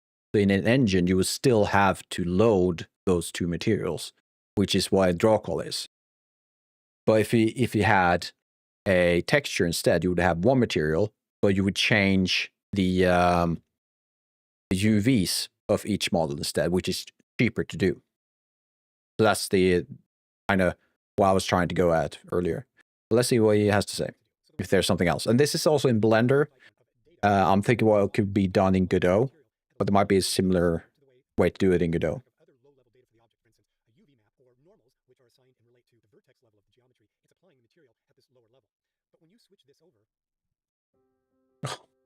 How many commercials are we going to get? That's insane. That's the second, third commercial in like 2 minutes. Probably should just have it gone on my main account. Applies the material on top of the object at a higher level, as if it were just, say, a wrapping that's put around the object. So object level data is data that is, for instance, transform data. Its position, its rotation. In that case, Godot would be more flexible. Might be, at least for game development wise, it would probably definitely be more flexible. The original sphere and put it back in its place. Kind of working with pristine data right there. So if we come over here and I add a plus. I'm curious what he's trying to do. Now we're going to take this and we're going to change it into object mode. And then I'm going to assign that to be a blue material. But even though it's sitting on top, it's not having any effect. So the way the material slots work is they relate any given slot to assigned polygons on the object. So what I'm going to do is I'm going to press the tab key. I'll come over here into face mode. And I'm going to double click access just that loop of polygons. And with the top blue slot activated, I will assign that to those polygons. And so you can see what's happened is that because we assigned that to object mode, it only assigned blue to this first one. I mean, this is really interesting, but he's still using 2 materials. Let's skip ahead a bit, see if there's a different method. Come on. This is insane. Yeah, I'm not going to use this method of looking at videos next time. It's going to be through the browser. This is not browser. This is a OBS thing. And it's just throwing ads on me. This is insane. Mm-hmm. All of these which are bristles within another subcollection. These two objects have unchanging materials, and so we can just make an instance of this collection into the scene, the cap, and the case. And you can see it's been assigned automatically in that data level. That's the default. Now I'm going to come down here, and we're going to also take a look. I'm going to bring this up, the timeline, and I'm going to change it so that it is the asset browser. And I've also put these down here as assets. And then we're going to come over to object, and we're going to do a duplicate linked, X key. I'm just skipping ahead a bit because wow. I can import all bookmarks. Okay. Yeah. I'll consider it because this is insane. These are the things that might make you want to go like, yeah, you know what? Screw you. Screw you, Firefox. Oh, sorry. This is not Firefox. This is actually OBS. So. And I can come down here, create a red color, copy that by hovering over it, come down case, new material. Oh my. No. Okay. It's the same thing. Okay, he's showing the same thing over and over again. And again, it's a cool method, and it's probably the best thing you can do in Blender. But it's not going to work in my case this time, unfortunately. So we'll have to deal with that. Let's go back to this one instead. Well, actually, that's kind of annoying. Can't see the entire window. Let's just do transform, hit the screen almost.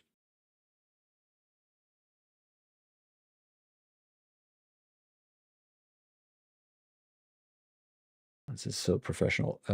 Fit the screen. There you go. I'm watching a headpiece with these ads. No, definitely not. All right. Turn that off. Turn that on. Do that. This time we're going to have some music. Here we go.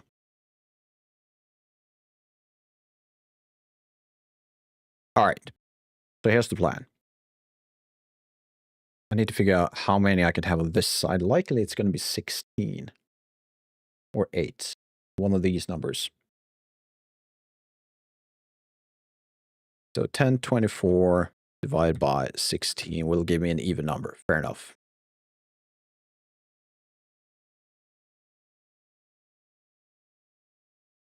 And we're going to make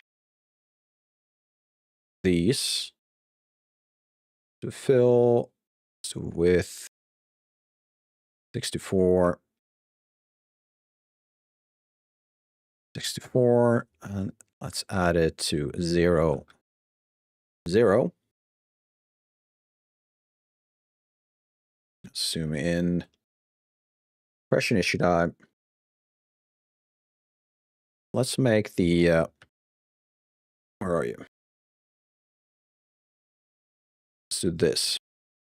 No, that's the wrong one. I needed the width. Here we go. Then we're going to duplicate this a few times. Can I do this, by the way? I'm going to transform. Can I make a copy in transform?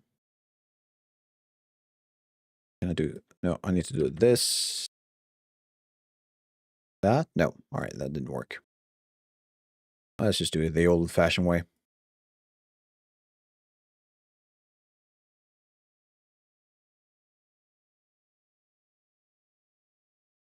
So these are going to be part of a group called mask objects. They're not going to be part of the final texture. I'm just going to use them to create masks for the solid colors. Let's increase this one. And this will be, let's go with the red one.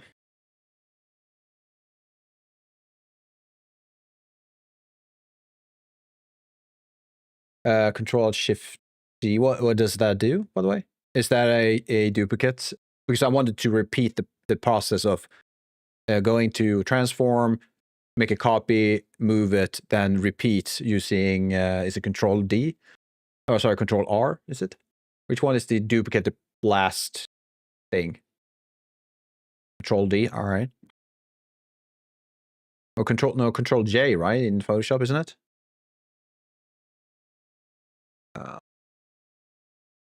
Let's make a bright red.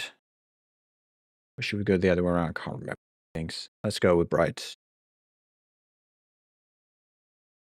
Let's go into this. Select you. Make this a...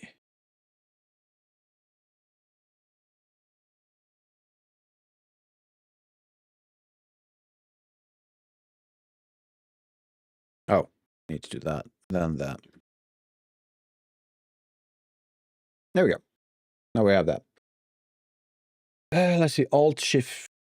Wait, is that repeating the last... well, it doesn't really matter right now, but...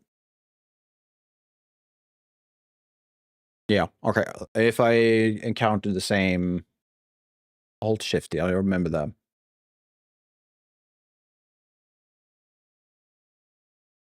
Copy. Let's go to this. Let's give it a yellow tint. Get something like that. Then we're going to change the mask. So let's delete that. Go to this. Like that. And now we have this. Let's rinse and repeat. Let's just do this. How many more times? 2, 4, 6. 2, 1, 2, 3, 4, 5, 6. I'll go to this one. This will be of a green color.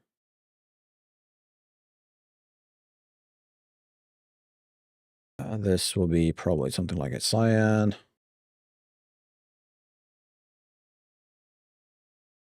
Then a bluish color. There we go. Oh, I forgot the dark values. I forgot dark, black and white. Oh. All right, we'll figure it out somehow.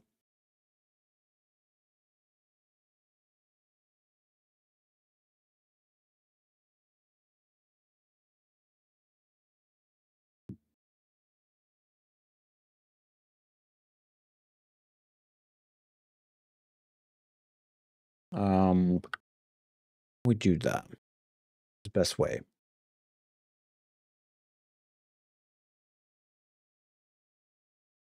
I mean, I could probably do a 1024 divided by that. Roughly that value. All right. Edit.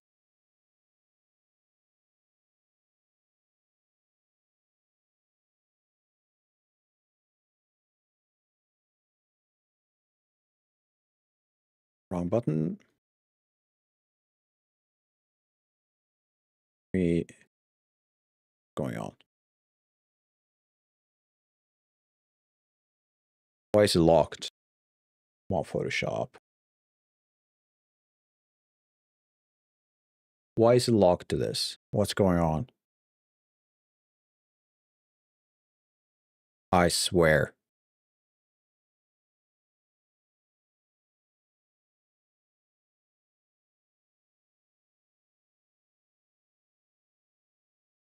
I swear, what is going on? I can't select Photoshop. What is this? I can do that. Is it just, well, I tried tab.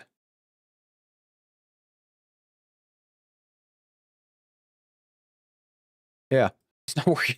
I don't know what's going on. I'm just gonna save it. This is so dumb. What else can go wrong in this? It probably is a full screen, but I should still be able to grab it, right? If I go through tab.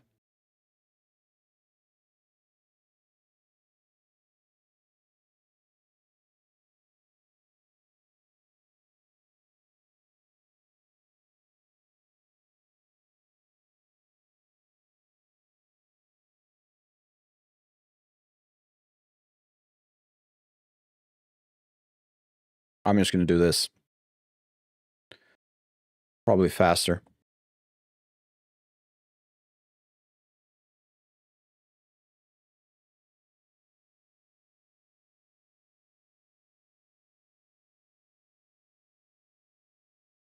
There we go.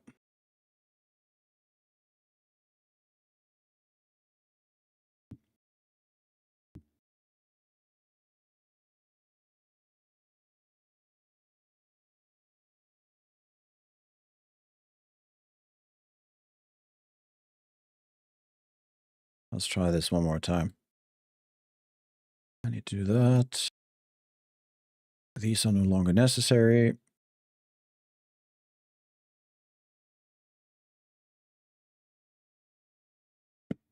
Do that. All right. What was it? You mentioned Alt-Shift-D.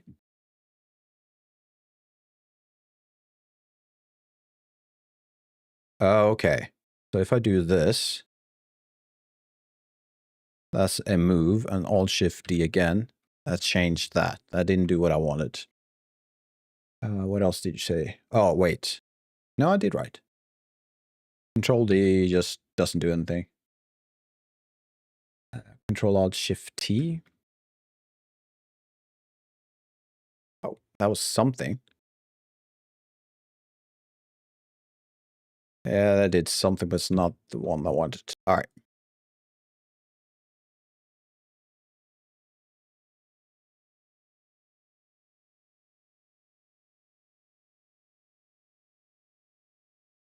We can do this.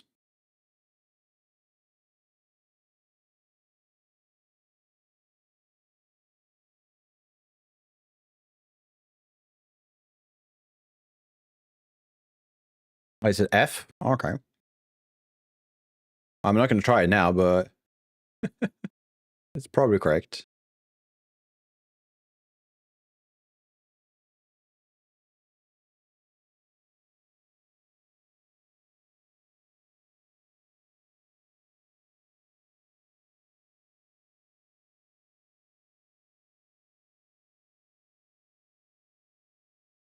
Come on.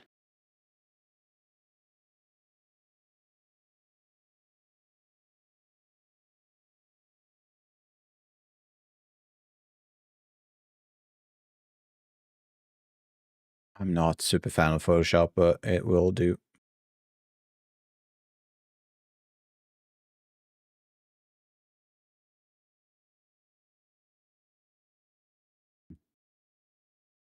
No.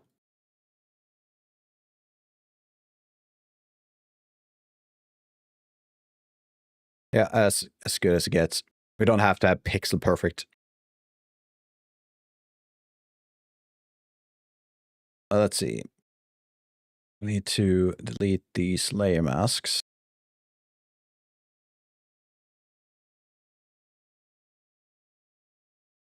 I mean, this is going to be repeated a few times, but I think it will be worth it in the end. What do we have? We have 2, 4, 6, 8, but I have 2, 6, 8, 10, which means we can make 2 more copies. What these are going to be. Where is it? Let's do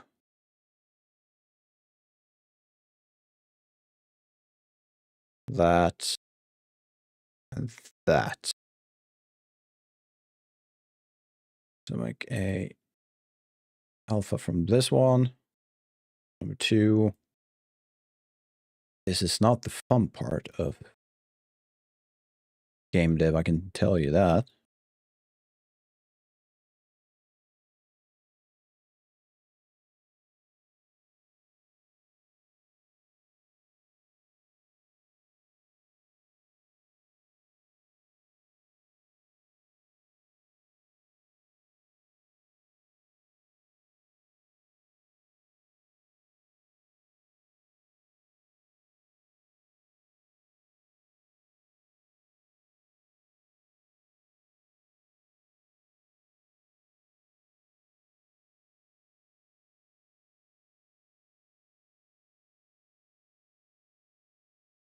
There we go.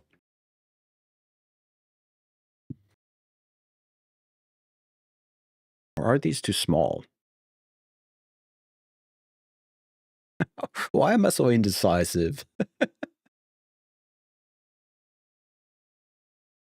Are you entertained? Probably not.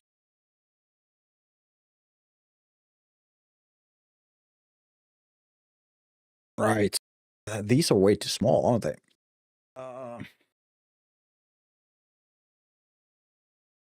Am I going to change my mind one more time?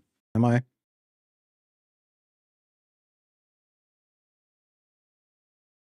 And why is it that I always see these things once I've done this and take a step back?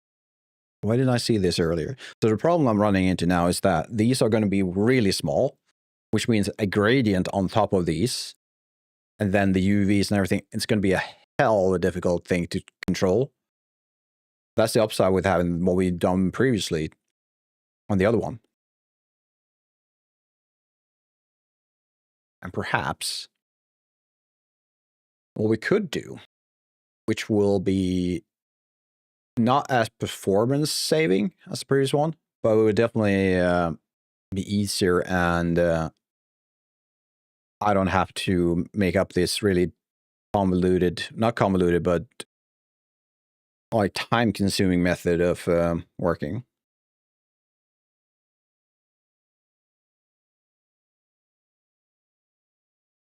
So, in case I change my mind, I'm just gonna have these saved. All right, so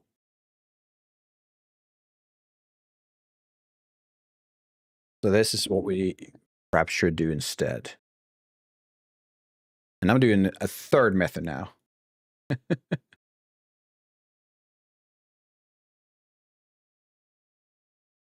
Oh yeah, if you're new on YouTube side, if you're typing in chat, sorry if I'm not responding. Chat for me is broken. Like literally, I can't see shit from YouTube side, so I'm really sorry about that. It happened while OBS crashed, and I'm not sure the technical details, but I can't see chat unless I do this. Unless I have you on my cell phone. Why didn't I think of that? Pablo, why didn't you tell me? That was on you. This is not on me.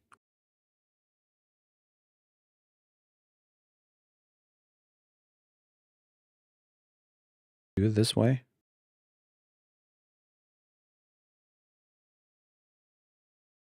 Oh, god damn it. Oh, Rick Sanchez. Hey, man. If you're still there, I'm sorry for not responding. Dude. Oh, god, I hate when technical things mess things up. All right, now I can see YouTube side. Rick, if you're still there, I'm going to see what you said. FBI open up. Thank you. What I'm doing. Wow. Internet is bad. Hello. I think I'm in band here. I'm not sure what that means. I'm sorry, Rick. I'm sorry for ignoring you. Didn't mean to do that. Yes, Cobbler. Please take your responsibility for my mistakes. But now that my brain is starting to slowly realize what I can do, live chat is now back on. Now I can see it. So, all right. It's a new thing we're going to do. I didn't do that window. Oh, Rick, I'm glad you're still there. Sorry again. Sorry for missing your chats, technical stuff. If you see me sending a sign, yeah.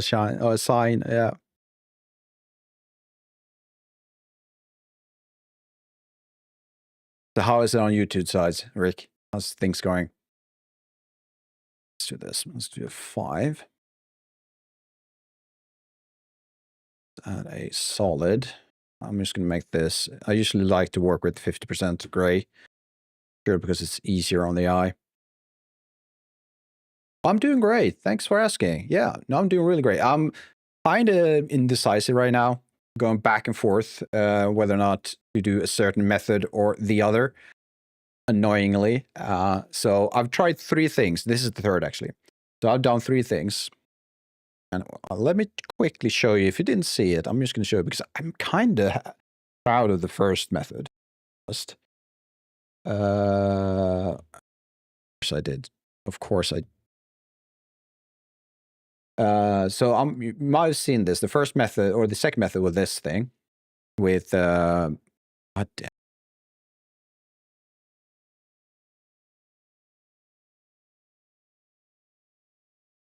you're tired of life, but you're happy with you like my YouTube channel already. Well, I'm glad. It's hard in a way. Why is it? I can only see part of you because there's a heart in the way of your message, at least part of it. Well, if you're feeling bad, I'm sorry you feel down right now. I hope things turn around for you. It's always like not fun. No need to show. All right, I can just move on. Either way, I'm kind of happy with that. So okay, so the third method, focus. We're gonna have something done today. I promise. There's the third and hopefully the last method. I know this one works, so let's go with that. We're gonna do this. And we're gonna invert and make this black. All right.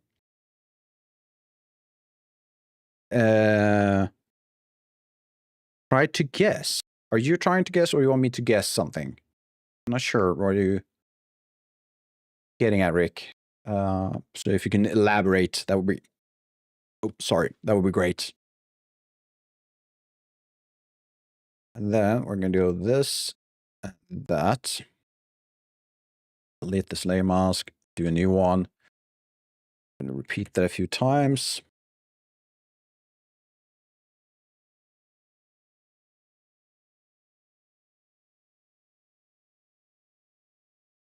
I guess, referring back to what you're talking about earlier, I mean, that's a tough one. How the hell will I be able to guess that? But based on what you're saying, perhaps it has something to do with your work, perhaps?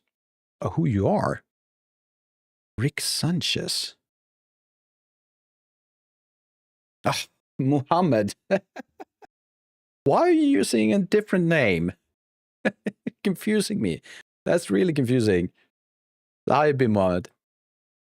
Now you have a story to tell. Why are you using a different name?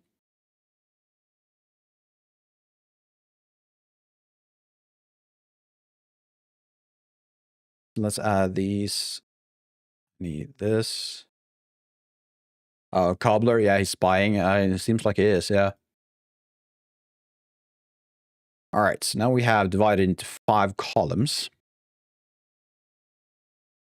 Oh, you're using your university stuff. Oh, I guess that makes sense. Let's do that. And let's add a different, like so. And then we need a brighter one. Right.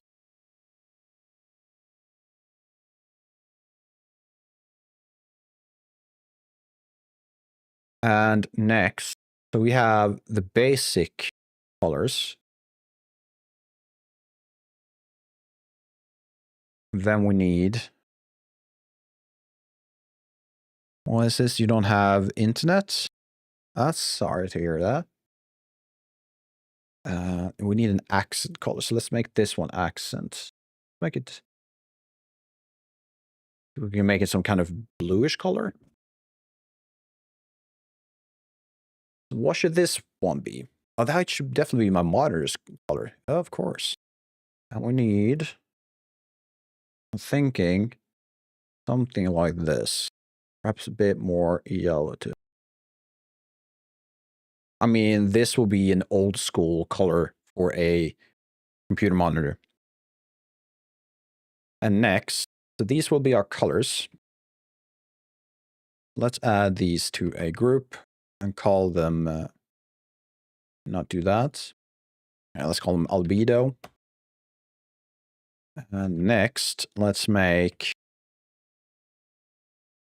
I guess we can make the roughness values.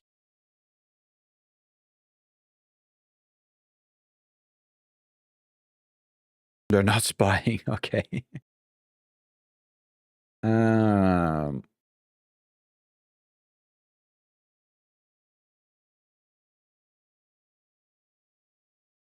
I'm trying to figure things out. So the accent color, which would likely be something like a plastic color. Let's turn off the saturation completely on that.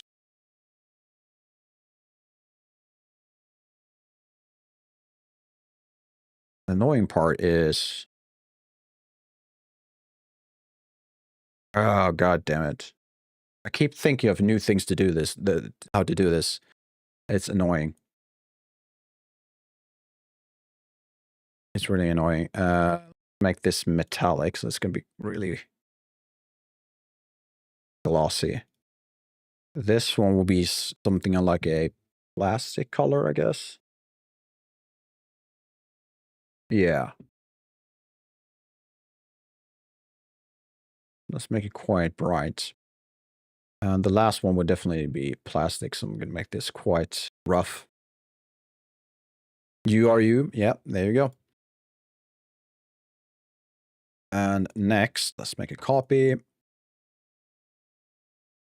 Make it metallic. So metallic, it's quite easy. So it's either going to be black or white in values. If it's black, it's not metallic. If it's white, it will be metallic. And metallic is defined in this case as something in life that will be able to conduct electricity. So wood, not metallic. Makes sense. Iron, yes. Rust. I think rust is an exception, but don't quote me on that. It is made of, or a byproduct of metal corroding. I might be mistaken, but I think it's not conductive. That might be a mistake on my part, but I think that's the case. What we're going to do is going to make this one pure black, not metallic, non-metallic.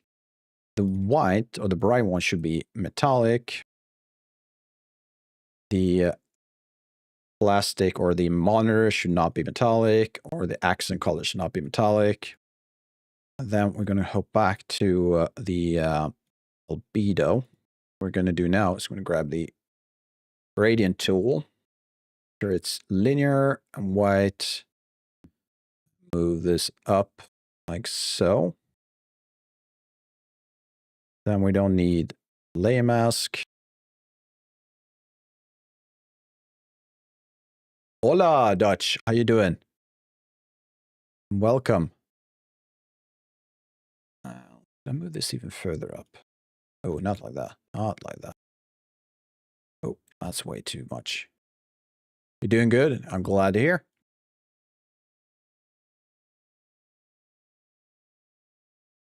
Let's do it like that. A bit bored. You got tired of your mega factory? Well, we're going to use screen.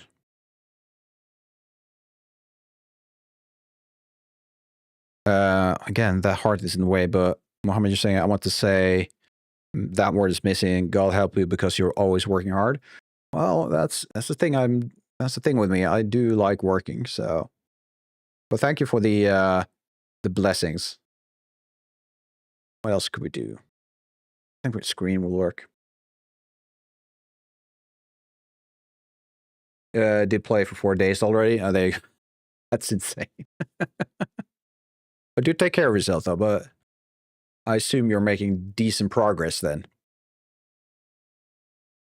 Let's do that. All right. So the next thing would love to pack this into one single texture, but I really can't because I'm only having 4 channels and the RGB needs 3 and then the roughness needs 1. I don't know what to do because I want to make it nice but don't have inspiration. Oh, you didn't play. Oh, okay. You didn't play the past 4 days because you didn't know what to do. You were not inspired. Oh, that's a tough one.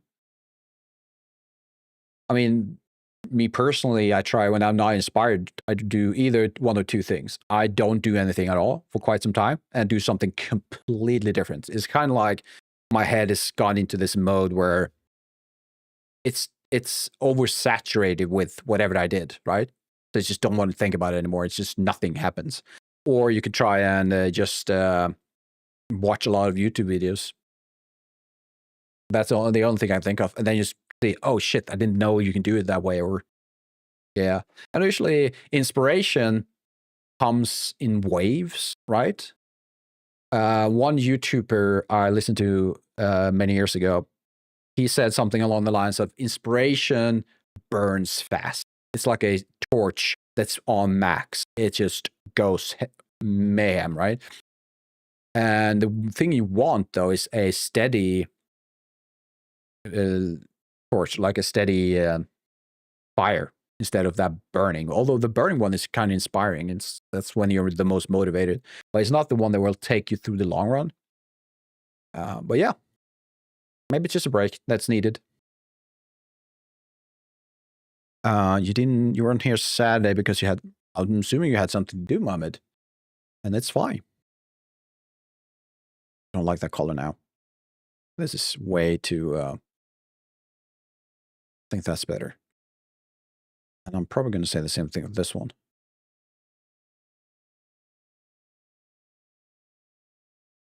All right, let's save this one.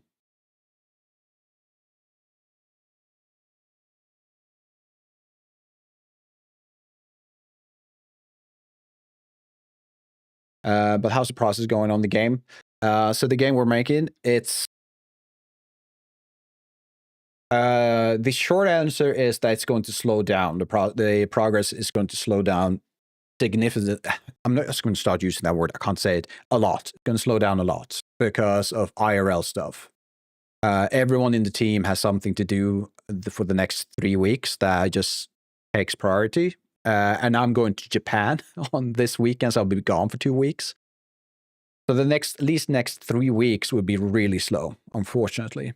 Yeah, I would love it to be more, like going forward a bit more, but it's been slow. We're not developers full time.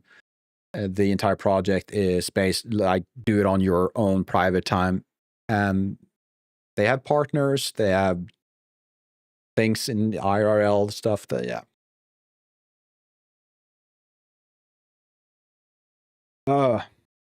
Okay, Mohammed, you said something that YouTube doesn't want you to say.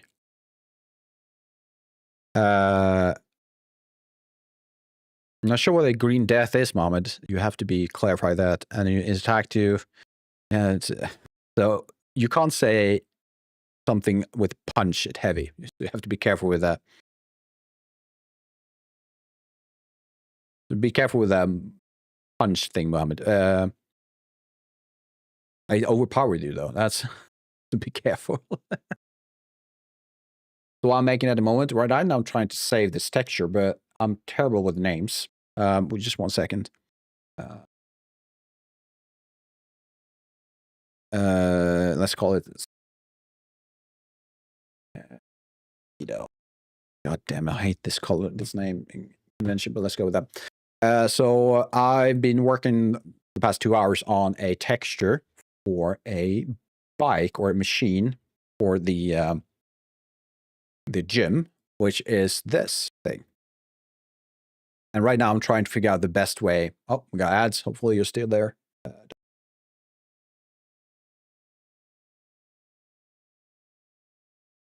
You're scared and you're sorry. Oh, don't worry about it. Nope, you're not there. You got ads.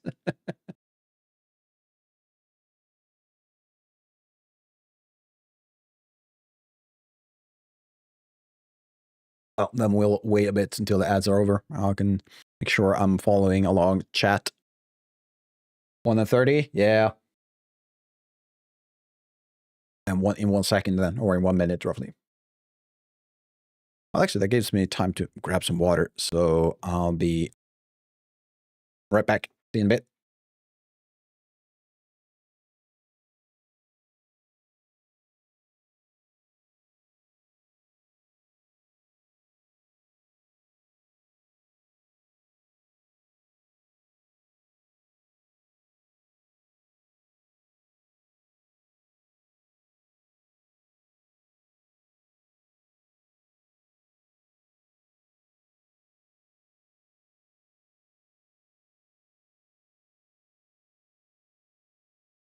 No. What, 37 seconds?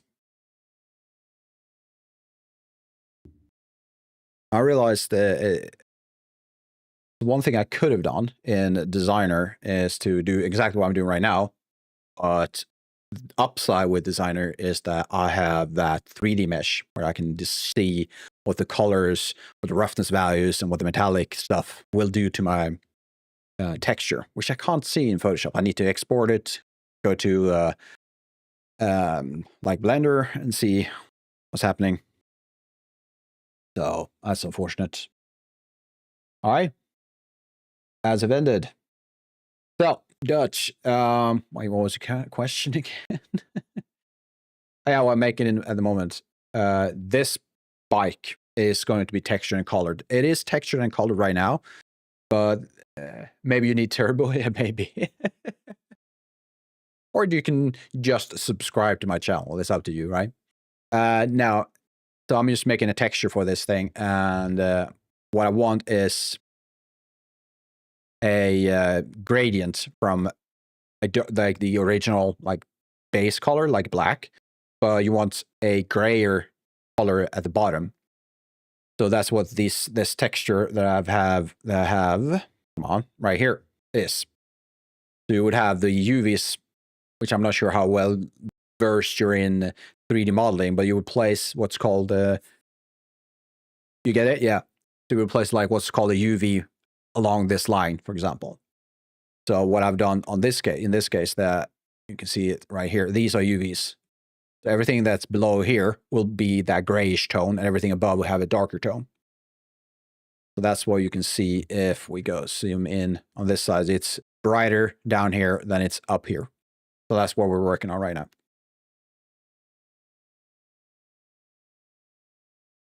Yeah. What's happening, Mohammed?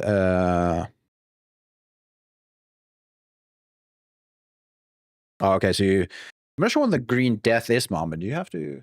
What is that? Can you give me more context of what that could be? But if you're fine, I'm glad.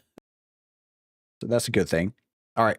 I think I exported this. No, I didn't. I need to do a quick export.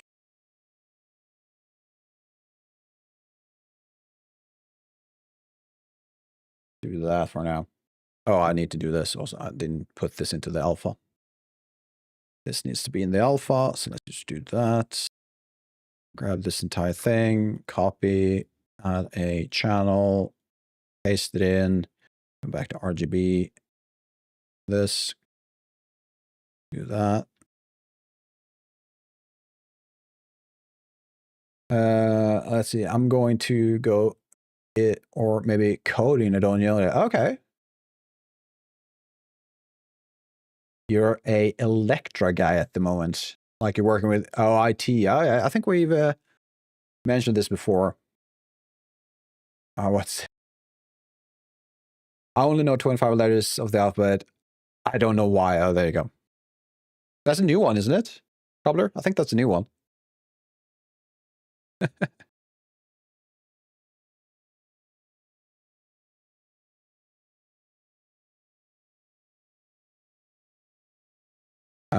That was so hard. I felt so... Yeah, that damn hard. Why is it in the way? Can I do it this way? Yeah, it's better. That night and confused, so I stayed in home sleeping for the 3 days. I'm sorry to hear that, Mohammed. Really am. do take care of yourself and try to get out if you can, because you need the fresh air, I think. But do take care. That a bad joke, but a good one also. Exactly. Bad jokes are good. Just give them some love and it will be fine. Let's see. Let's go back to Blender and let's try this new texture. So let's go to shading. And I need, let's see, desktop. Grab this, move back to patterns, refresh. There we go. Throw that into this, and that's going to look like a mess. That's fine because we can do something else. And that is back to UV editing. I'll select the proper texture. There we go. Now we can do something with this. Let's start with these. Move those to the side. Let's grab the metallics. Like so and so. Move that over to this part and we can scale this up a bit.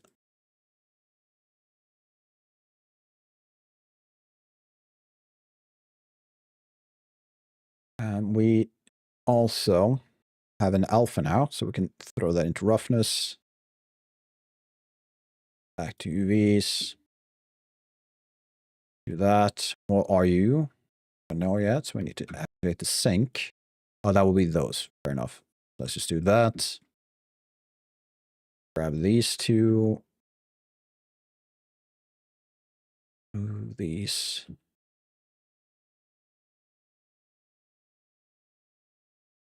That's probably good enough.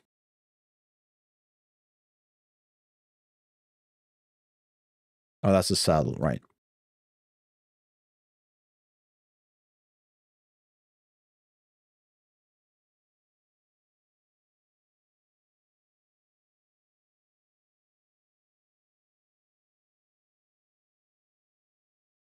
Let's move these away because they're getting annoying. And these. Oh, what was that?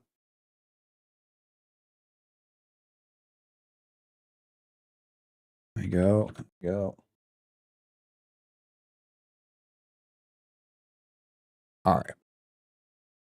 Perfect, I think.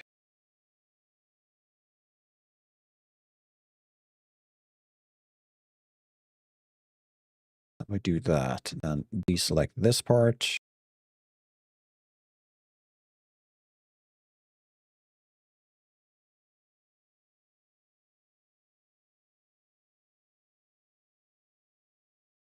This is working. I think it is. I think it's actually working better than the other one.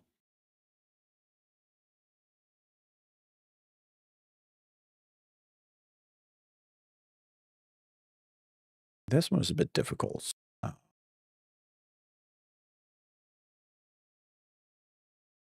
sure about that one. These will be the feet. No, that's the knob.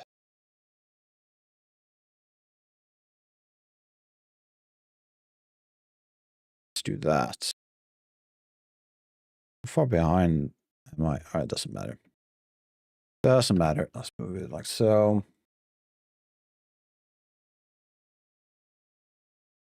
Check this one.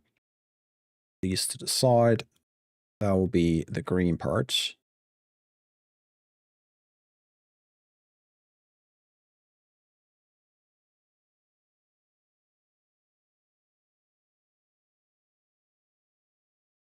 Oh, come on.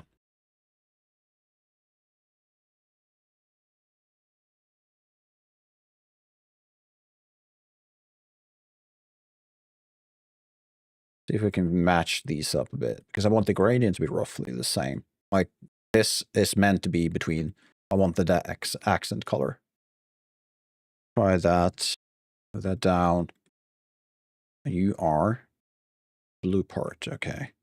Or the small circle. Try this. These will be the feet. I'm going to add these roughly in this area.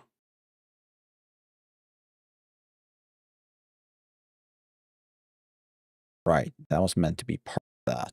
Oh, I forgot about that.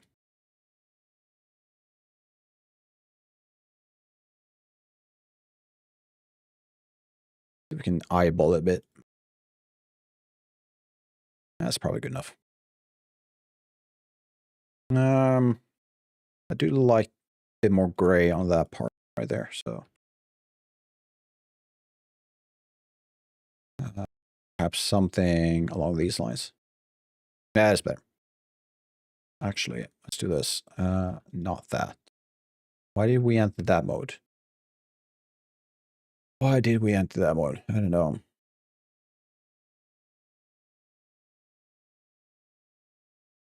You're okay, Mobbit? I'm glad. Oh, so it's a big lizard entered your home. That's scary.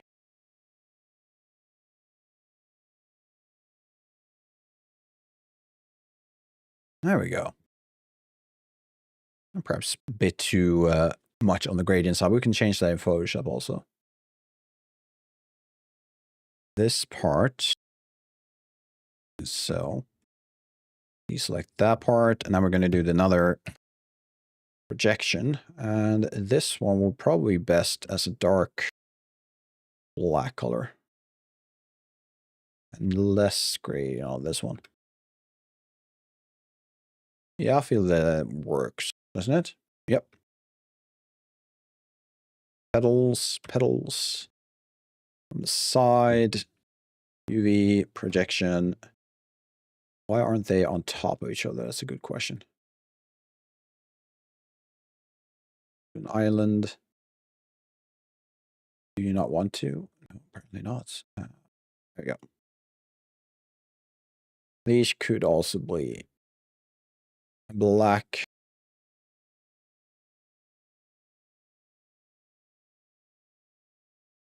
Okay. Left is that part. So let's make this small part right there. Go to the side view, project from view, add it to the black one. Probably something along those lines. Yep. This one is a bit hard though. That part I know. I need to align the view to that one. Did I do that again? It's been a while. I do it that way? That's good enough. Project from view. I'm gonna do that. I'm gonna rotate it around. What is what? I don't know.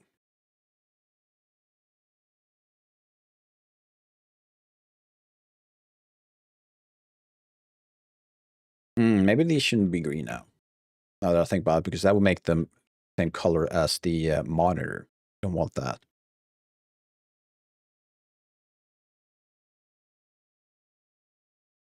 Make them blue instead. And this part. And again, let's go to that view. Right from view.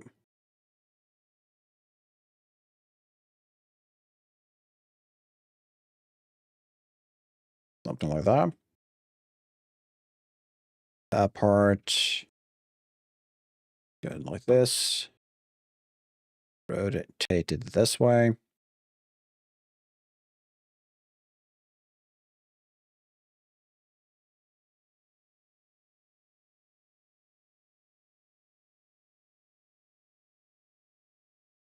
This would be the last part, I think.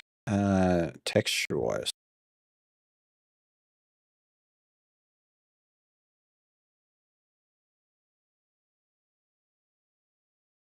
Maybe I should make that black. Maybe it would look better black.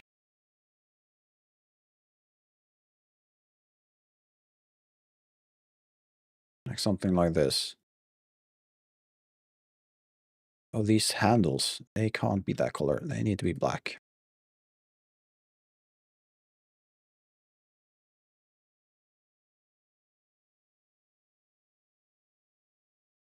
Yeah, that's not going to work.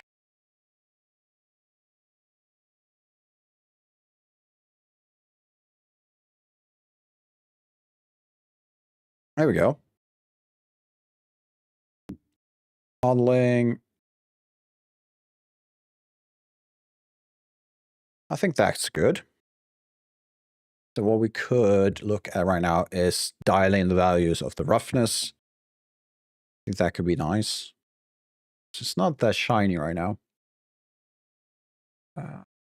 Or is it not working the way I want it to? No, I think we're fine. We should probably export the metallic map too.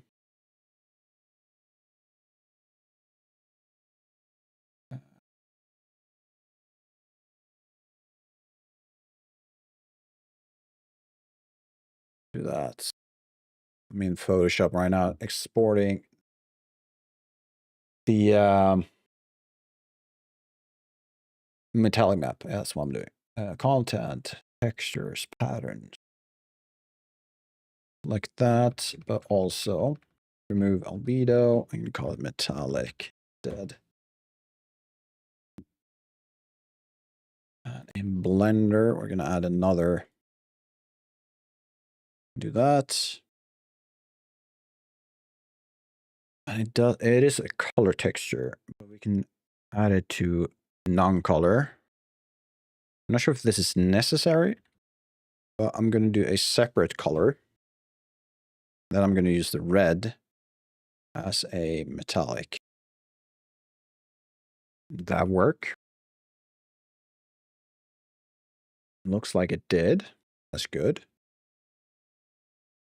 It's not really showing. This part should be metallic. Or is it not showing because I'm using the wrong render engine? Or perhaps it's the roughness values. What if, as a test, let's remove this part. And just lower this as low as we can. It might just be Blender stuff that I'm not familiar with. All right. Add the alpha back. There we go.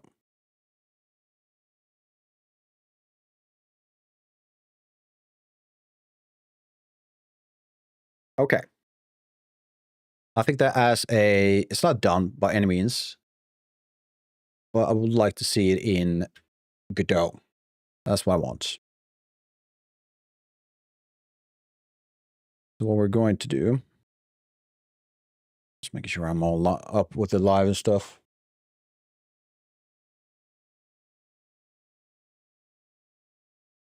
All right. Seems like we're fine. We're going to send this to Godot. And best way to do that. I'm still new to Godot. It's probably only opened it like 2 times in my life.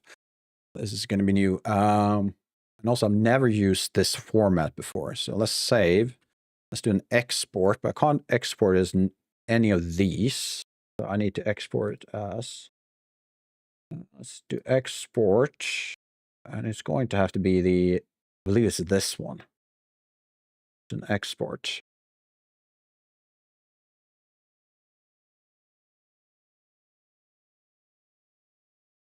And it needs to be equipment.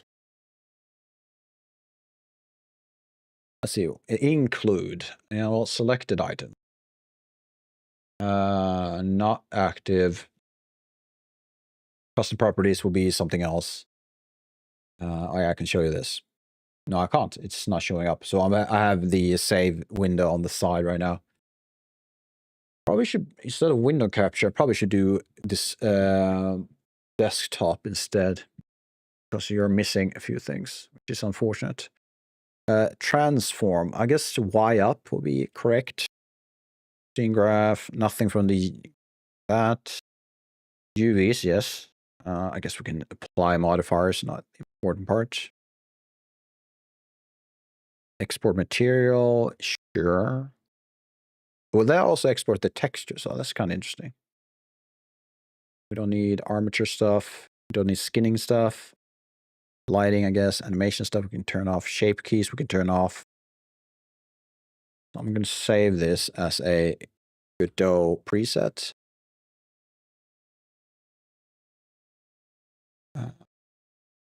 Let's try it. Once I've added, it's already added. All right, perfect. Let's just check what the wireframe looks like. Yeah, it looks fine. So again, I can't do that. Do an export. Do this. The preset, it's in the correct folder. Do an export.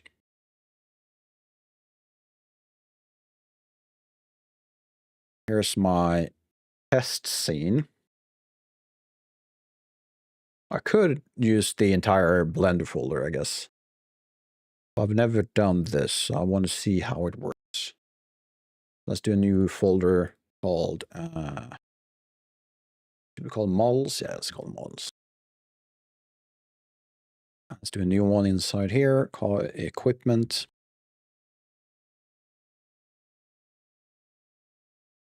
So now the question is, how do I do this?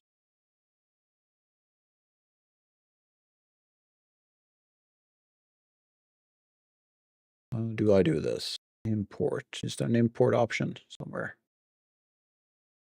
Or is it a drag and drop thing? Could be a drag and drop. Try it.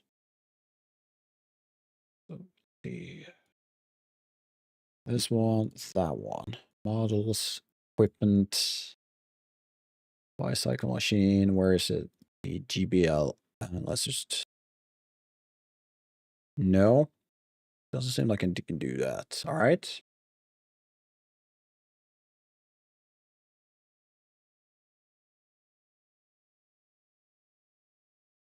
How would it work? I got. Oh, you know what it could be? How about this? I'm going to save, copy.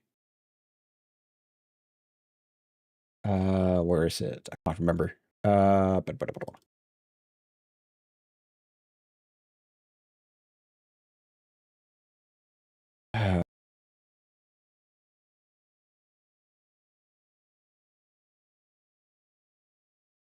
Keep up. Keep up. Projects. There we go.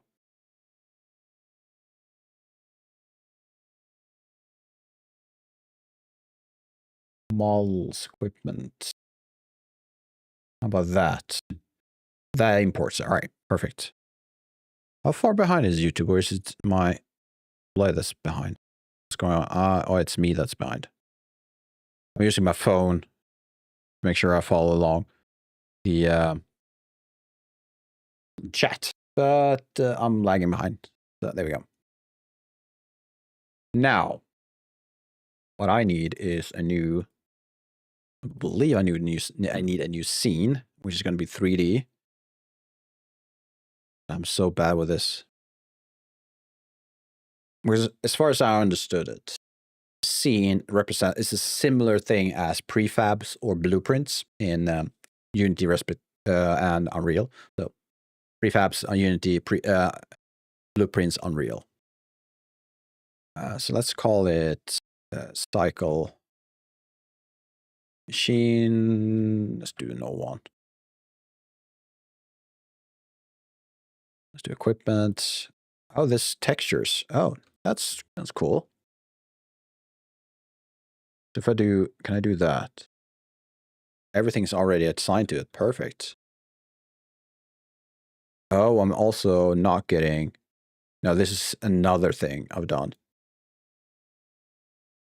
Where's the material though?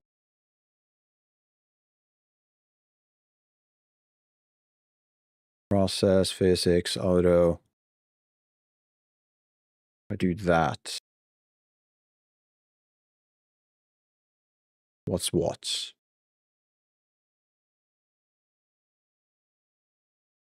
What that is. Yes, but there is material. Use an external, which I believe means that I can assign one created in Godot instead of what's in Maya, or sorry, Blender.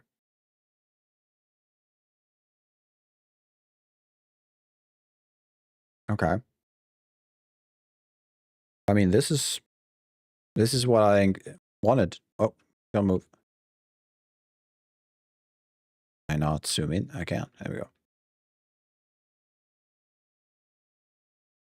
But again, that part, I'm suspecting that I need to create a new resource.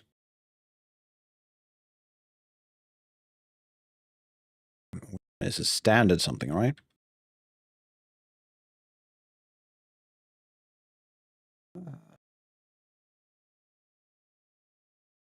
I'm just naming all over. My naming is all over the place right now. Do that. Do that. And we need to go to Godot. I'm gonna grab the. No, wait. I can't do it this way, can I? Or can I?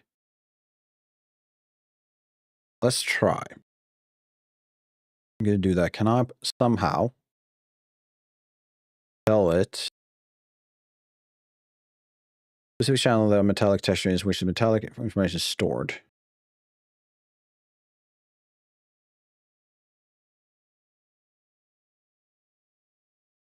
Oh, okay. I think I get it. Okay.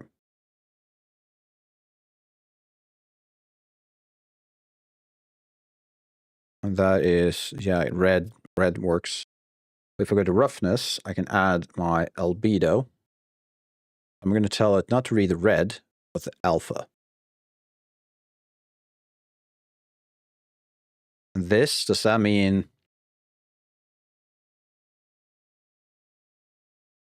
Here's the question. Now that I have a texture, will this still apply? It looks like it will. Or it's more of a opacity thing. Like it's telling me, hey, 100%, 1 means 100% of the texture is used, and 0 means nothing is used. Is that how it works? So I can use the red channel on my metallic because all of the channels has the same base value or the same texture values. So I can just pick one of them. But the albedo has RGB, which means red color, green color, and blue colors. But in the alpha, it has the roughness values. So that's why I said to use the texture, but use the alpha instead. Hopefully that works. But we don't have it applied to the bike just yet. So I need to open the bike, go to materials, use external. I'm assuming I'm going to go to path, bicycle, use that instead, re-import. Is that how it works?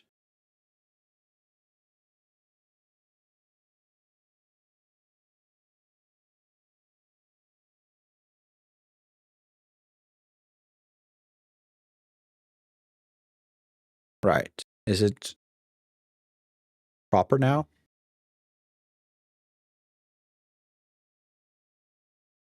For visibility, I'd like to see here somewhere the material. Apparently that is not how this works.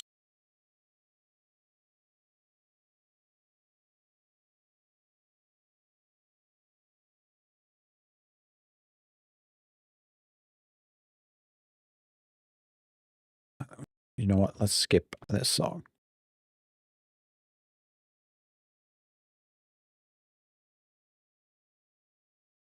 Some classics.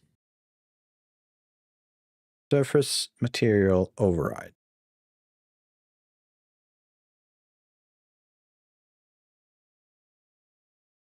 Oh.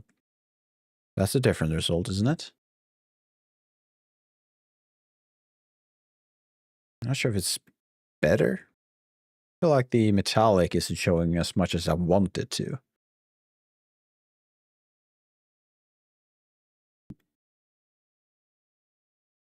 Or do I need some kind of reflection capture or something?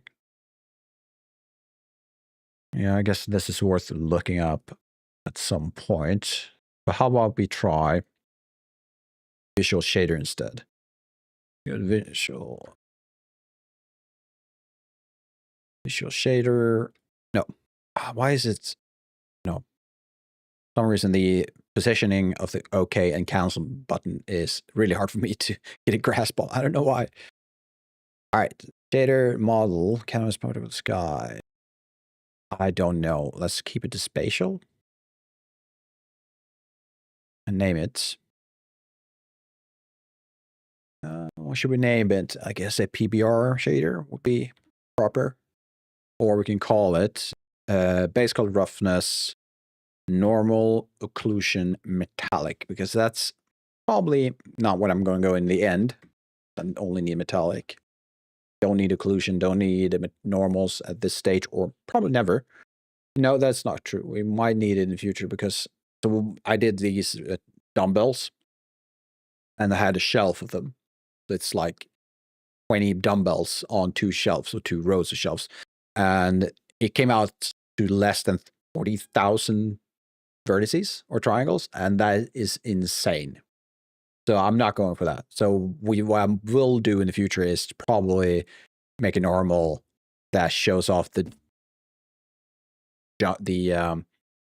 gaps between each plate on the dumbbells. Or I'll make just one solid block of dumbbells. I haven't decided on that yet. Let's do this. And let's remove the old one. I'm just going to do that. Double click. Perfect. I learned this the other day. That's good.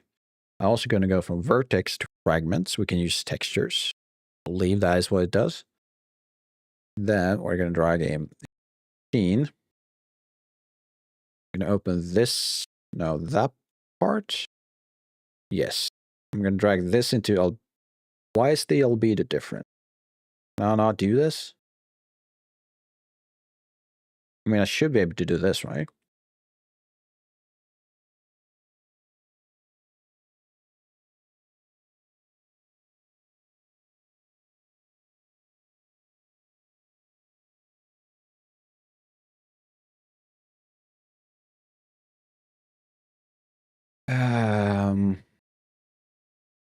How do I can't do that, can I?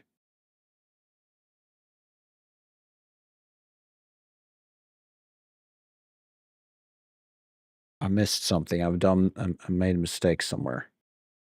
What are you? You're a visual shader. You are also one. Okay. I'll do that. I'll get to that point.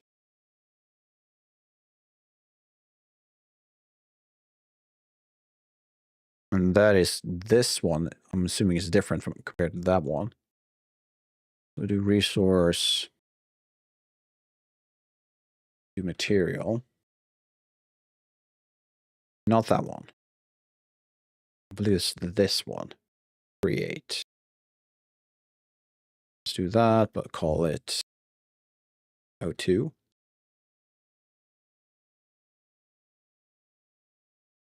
And if I then double click this, click or drag and drop this shader into this, I now should have. I need to assign it to the bike first. Okay, can I do this? Yes. All right. And then that. Right. It doesn't look correct, does it? And it looks like there's something wrong with my export. I'm gonna solid, do this. All right, that's an issue.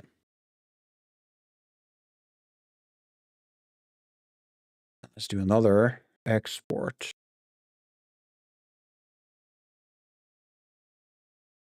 And that is not going to help, is it? No.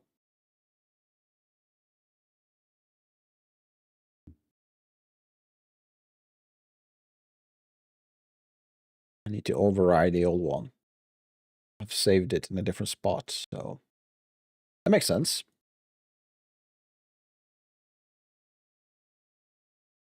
It does. And if I click here, I'm going to see an import. What's this? Following our neuron disk. Reload from disk. Yes, so now that is gone. Now I'm noticing that this is way to right, but that's a different issue. We can do that. I'm going to do the alpha into roughness. And then we're going to have the metallic. And open this part, grab the red channel and metallic. does make a difference. So I'm not sure if this is correct.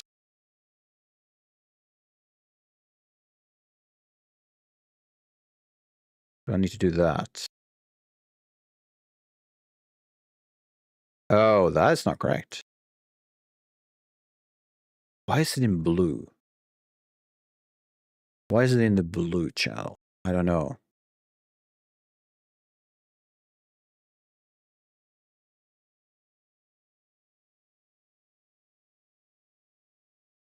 That doesn't make sense to me.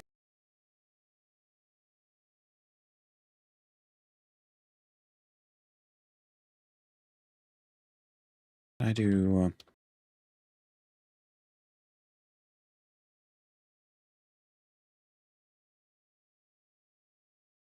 It's no kind of split thing.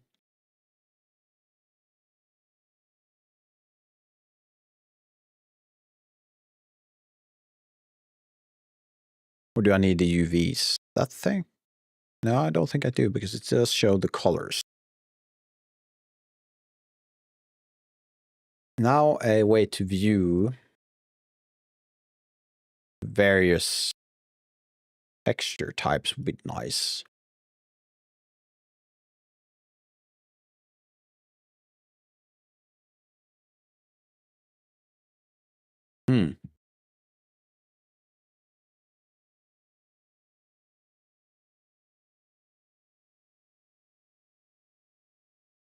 Yeah, I'm not sure what's going on.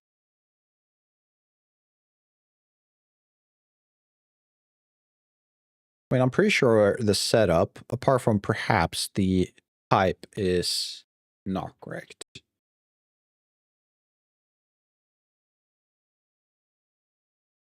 Oh yeah, that's not going to work, is it?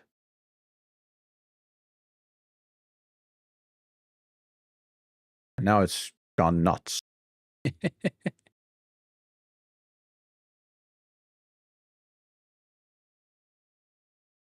All right, we're going to get some ads in like a minute or so. Why are you doing that now? I'm going to do that and that. Can I reload the texture somehow? Or should I just move between scenes? Why are you all of a sudden like this?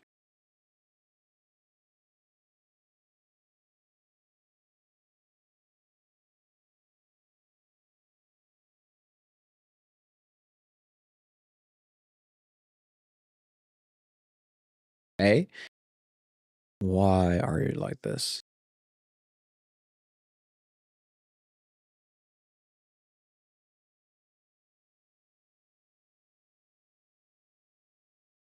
This is so weird. All right. So we got some ads. Starting soon, it says.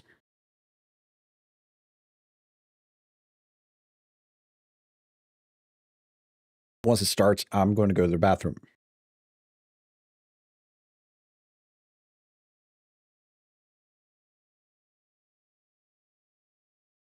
Are you done for the day? All right.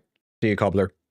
And show off your graph, your fusion graph in Discord if you feel like you're ready. Catch you on the next one. Yeah, and that will be on Thursday. So have a good evening.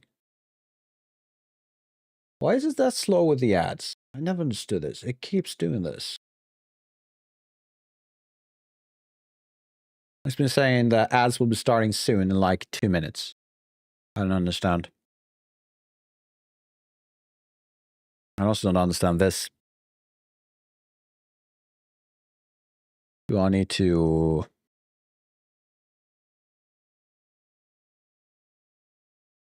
doing like a reload of the asset or something? I don't know. Come on. Do it. Yeah, I'll look forward to it. All right, there we go. There's the ads. All right, so I'll be back in on a minute and a half. All right, so see you in a bit.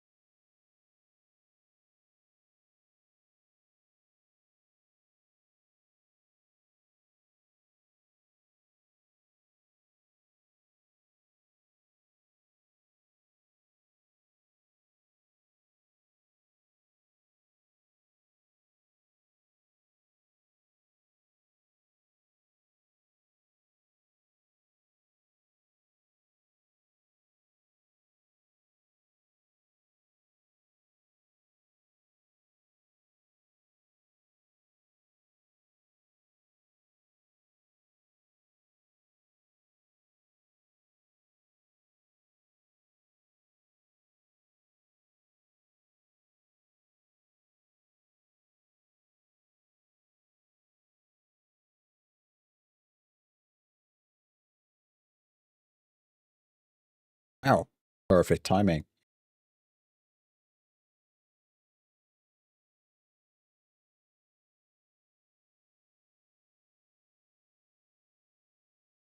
Let's see. All right, let's see if we can't save this somehow. So what concerns me is I'm not sure about the colors. Usually you would have to like match the colors, like in Designer. Unreal is not the same, but that doesn't really matter right now. That blue color, I somehow figure out what that means. Let's see. Godot fragment shader. Blue input. What that means. Or is it purple? Doesn't it?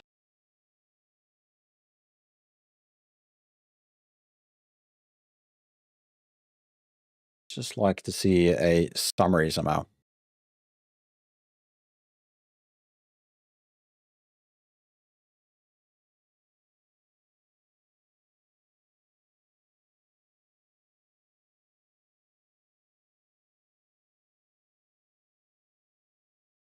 Yeah, that doesn't help.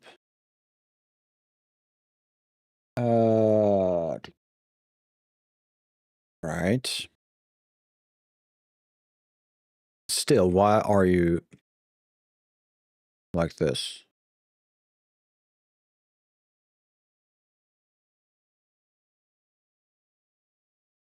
You're not updating at all, are you? What is going on?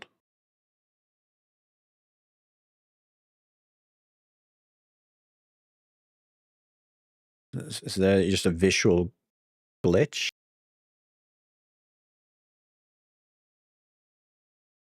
How about this?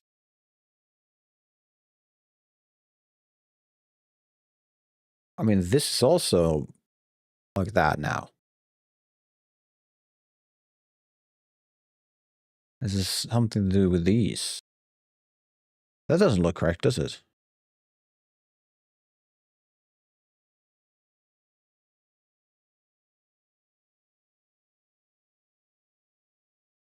No, that does not look correct. Why is it like that?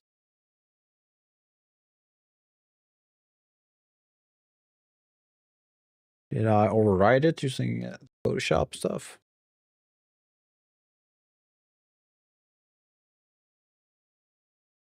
Let's see what happens if we re-export from Photoshop.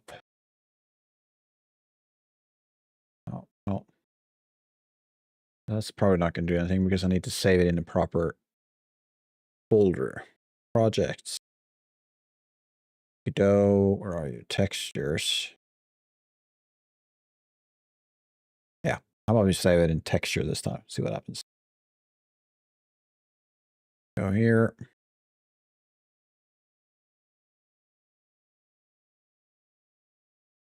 Right, there you go. That looks correct. So what's up with this one? Why is it like that? Does that mean it's corrupted or what's going on?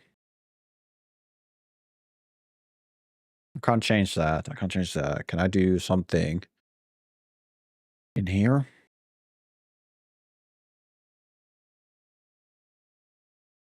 Show file manager? What's that?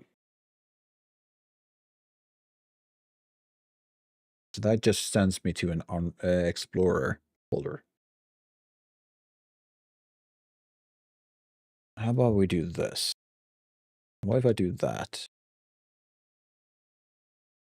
Oh, I can delete. Oh, okay. So there's an import folder. So when you import an asset, there's an import folder or import file. If you delete that, it seems to just update somehow. That's good to know. So let's just do the same for the other one. Here we go.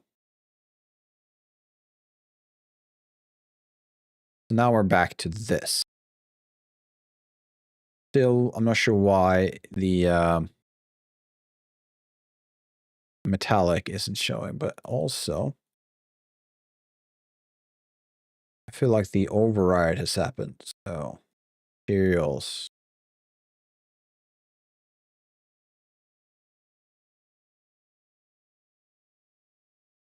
I'm not going to re-import this time.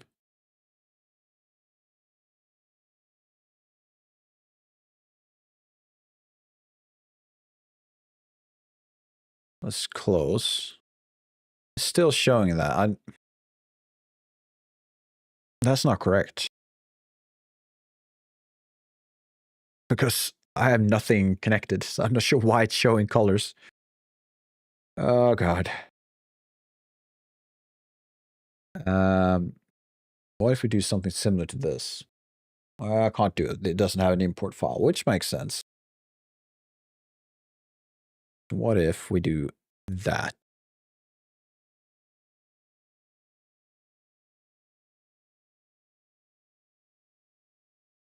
And roughness. Let's try something. We're going to create a float. Right? No, I can't create floats. It doesn't accept floats. Are you accepting an integer then? You're not. All right, how about this?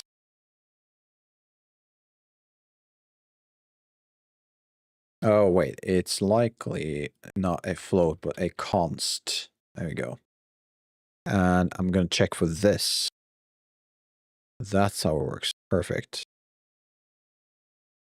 So I'm going to make this metallic as F. So now it's just not. You're not going to be there. So now it's metallic. The roughness, you know what? Let's just do this.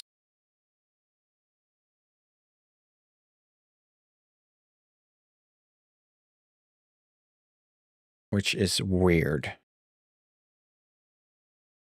Looks really weird on the viewport or the material viewer, whatever you want to call it. But still doesn't do anything with the why? Why is it not updating? What am I missing?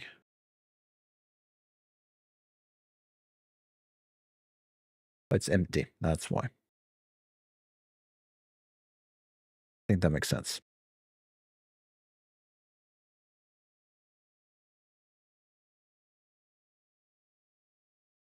Or maybe not.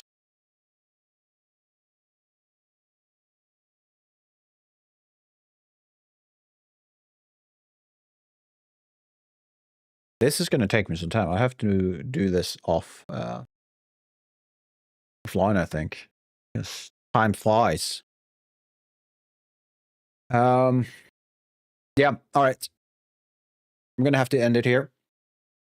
I do have to work tomorrow, so I have to spend at least some time preparing to go to bed and everything. Like, you know the drill. You've been there before, right? So, thank you everyone for showing up, and let's see if we can't find someone for everyone here on Twitch side to raid, so we can have someone at least.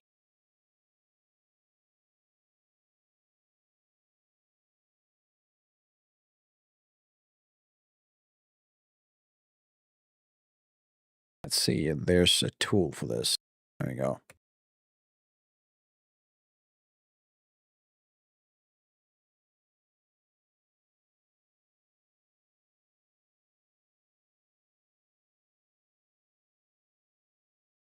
Oh, he's playing that game. All right. I think we're going to raid Ghost. He's a cool guy. Usually he does game dev stuff, but today he is playing the, what's it called again? Ancestors. So we're going to have a look. I'm going to start raid. So everyone, do take care. Thank you all for showing up. It's been a up and down type of stream.